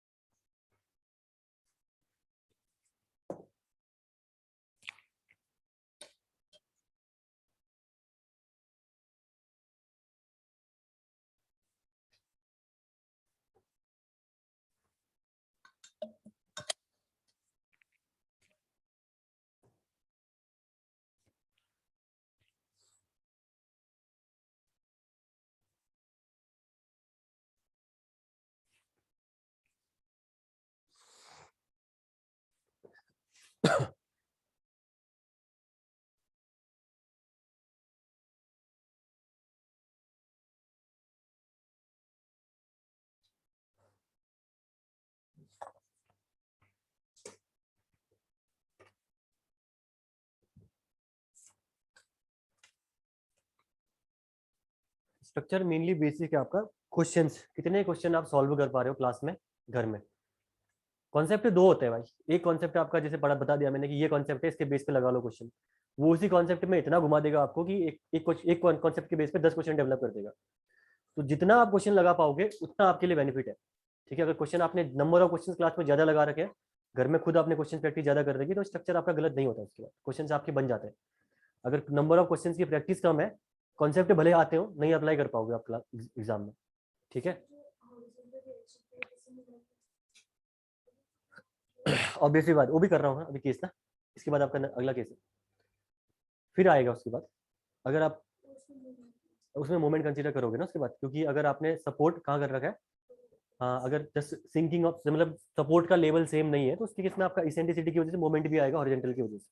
ठीक है, फिर कंसीडर करोगे आप, तो वो चीज़ भी लिखा रहा हूँ मैं अभी आपको, अगले वाले पॉइंट पे ही हो, समझ जाना उसमें आप लोग।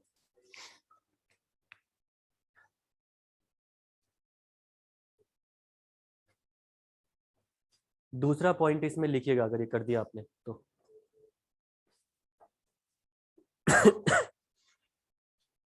इसमें दूसरा पॉइंट लिखिए, इन केस ऑफ बीम्स, दूसरा पॉइंट लिखिएगा इसमें आप, इन case of beams if loading is vertical, if loading is vertical but supports are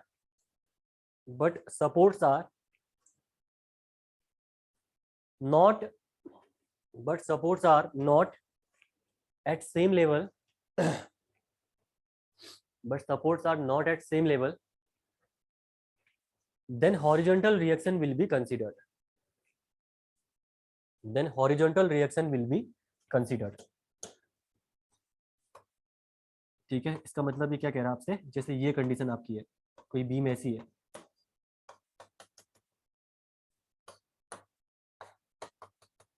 ये कोई बीम है आपकी, ठीक है, इस टाइप की कोई बीम है, ठीक है, आपने लोडिंग यहाँ पे सिर्फ और सिर्फ वर्टिकली अप्लाई कर रखी है, ये भी पी वर्टिकल लोड है आपका, ये भी आपका पी वर्टिकल लोड है। ठीक है, अगर आपने ये पी वर्टिकल लोड अप्लाई कर रखी है तो इस केस में आपको करना क्या है, इस केस में आपको अब देखिए वर्टिकल रिएक्शन तो डेवलप होनी है, मोमेंट आपका डेवलप होना ही होना है। ठीक है, तो यहाँ पे रिएक्शन आपकी देखोगे तो एक रिएक्शन तो ये डेवलप होगी, साथ में आपका इसके मोमेंट भी आपका यहाँ पे डेवलप होगा ही होगा। ठीक है, मोमेंट भी डेवलप होगा, लेकिन क्योंकि यहाँ पे आपकी इसेंट्रिसिटी है तो इसेंट्रिसिटी की वजह से आपकी ये हॉरिजॉन्टल रिएक्शन भी अब एग्जिस्ट करेगी। ठीक है, सपोर्ट्स के बीच में इसेंट्रिसिटी होने की वजह से आपका यहाँ पे हॉरिजॉन्टल रिएक्शन भी एग्जिस्ट करेगी। ठीक है, तो यहाँ पे एक हॉरिजॉन्टल रिएक्शन और एग्जिस्ट करेगी। तो अब यहाँ पे नंबर ऑफ रिएक्शन कितनी होगी आपकी? 6। ठीक है, तो जो नंबर ऑफ रिएक्शंस आप यहाँ पे कंसीडर करेंगे, अब यहाँ पे नंबर ऑफ रिएक्शंस यहाँ पे कितनी होगी आपकी? 6। ठीक है,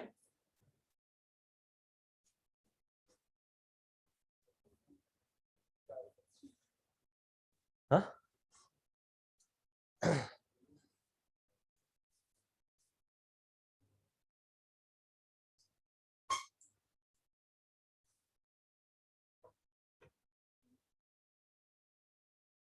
लेकिन मोमेंट तो यहाँ पे 0 होता है, तो मोमेंट तो कंसिडर करोगे नहीं ना रिएक्शन पे।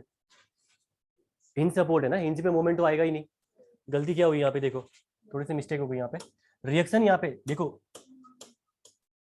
एक आपकी आ जाएगी यहाँ पे वर्टिकल रिएक्शन, एक आएगी यहाँ पे हॉरिजॉन्टल रिएक्शन, अगेन एक यहाँ पे वर्टिकल रिएक्शन, एक यहाँ पे आ जाएगी हॉरिजॉन्टल रिएक्शन। लेकिन मोमेंट कंसीडर नहीं करोगे ना, हिंज सपोर्ट है, हिंज सपोर्ट में मोमेंट लगा दिया तो फिर सिक्स सपोर्ट बन गया वो तो।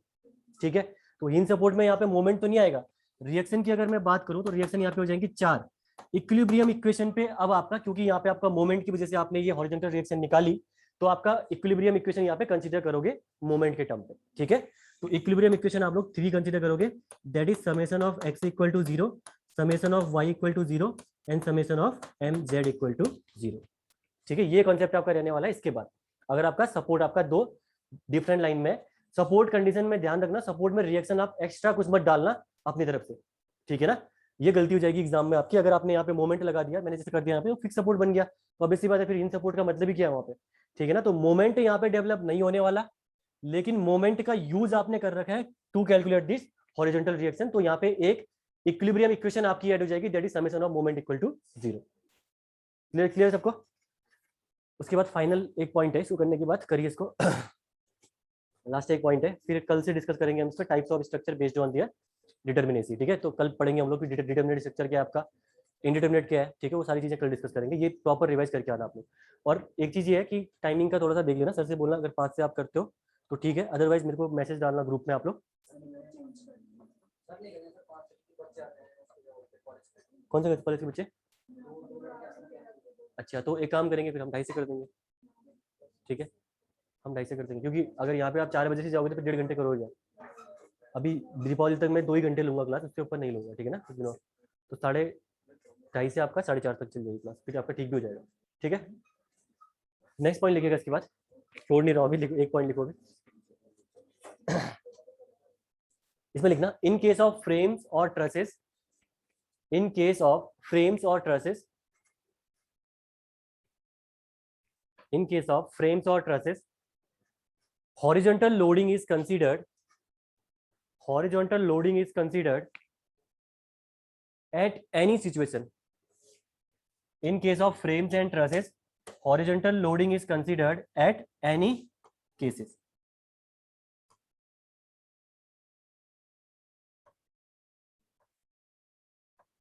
ठीक है, तो अगर आपका फ्रेम है, फ्रेम में इरिस्पेक्टिव ऑफ द लोडिंग, कोई भी लोड आपने अप्लाई कर रखा है, जैसे आपने ये पी लोड वर्टिकल अप्लाई कर दिया, क्योंकि यहाँ पे आपके मेंबर हॉरिजॉन्टल भी है।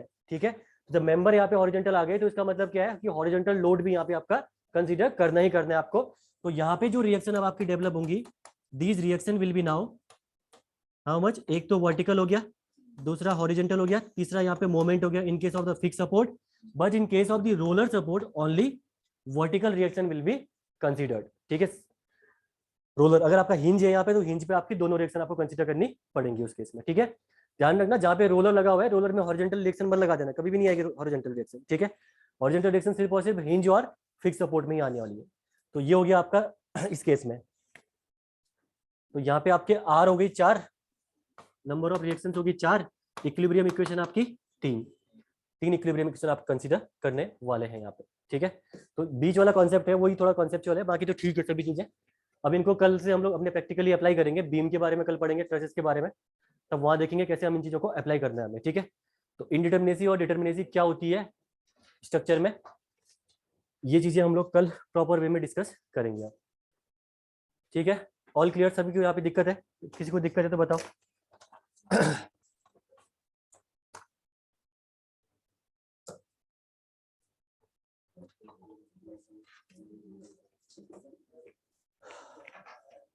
कौन सा ला? हाँ, मोमेंट डेवलप हो नहीं रहा, लेकिन मोमेंट का यूज किया है ना आपने इक्विलिब्रियम इक्वेशन। अब आपने summation of moment z equal to 0 लगाया, तभी जाके आपकी ये हॉरिजॉन्टल रिएक्शन डेवलप हुई है यहाँ, अदरवाइज नहीं डेवलप होगी। ठीक है ना, क्योंकि उसका यूज हुआ है, तो एक इक्विलिब्रियम इक्वेशन आपने कंसीडर कर रखी है हॉरिजॉन्टल रिएक्शन निकालने के लिए। ठीक है, ये आप पी जो ये वर्टिकल फोर्स निकल रहे हैं, ये तो summation of y equal to 0 कर दो तब भी निकाल दोगे आप। ठीक है, पॉसिबल रहता है summation of y। Symmetrical loading का क्या करो, w/2 कर दो, दोनों रिएक्शन निकल जाएंगी। लेकिन हॉरिजॉन्टल रिएक्शन आप डायरेक्टली नहीं निकाल पाओगे जब तक आप उसमें इक्विलिब्रियम इक्वेशन कंसीडर ना करो, और वो भी summation of m equal to 0।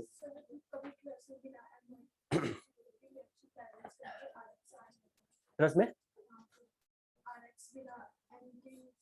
Truss में बिना m के यूज किए हुए मोमेंट ठीक है 0 है।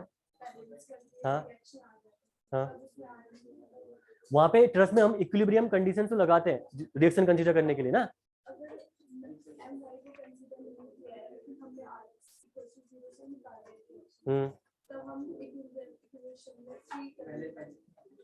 ट्रसेस की किसकी बात कर रहे हो आप? ट्रसेस की ये कल डिस्कस करोगे, ट्रसेस में ना इक्विलिब्रियम इक्वेशन की बात कर रहे हो ना, वो देखेंगे हम लोग वहाँ पर। ठीक है, क्योंकि उसके ट्रसेस में आपको इंडिटरमिनेसी और डिटरमिनेसी अलग से पढ़नी है, उसका पूरा निकालना, जो m-2j+3 इन्हीं कॉन्सेप्ट के बेस पे वो निकलता है पूरा। तो अभी मैं बता दूंगा, वैसे तो फिर समझ में भी नहीं आएगा, मतलब अभी समझ नहीं पाओगे, ऑब्वियस सी बात है। तो वो कल प्रॉपर वे में समझा दूंगा मैं आपको कि कैसे निकलने वाला है वो चीजें। ठीक है, फ्रेम के केस में कितने इक्विलिब्रियम कंसीडर करोगे, ट्रस में कितने इक्विलिब्रियम कंसीडर करोगे, सारी चीजें आएंगी अभी। ठीक है, थैंक यू, ओके।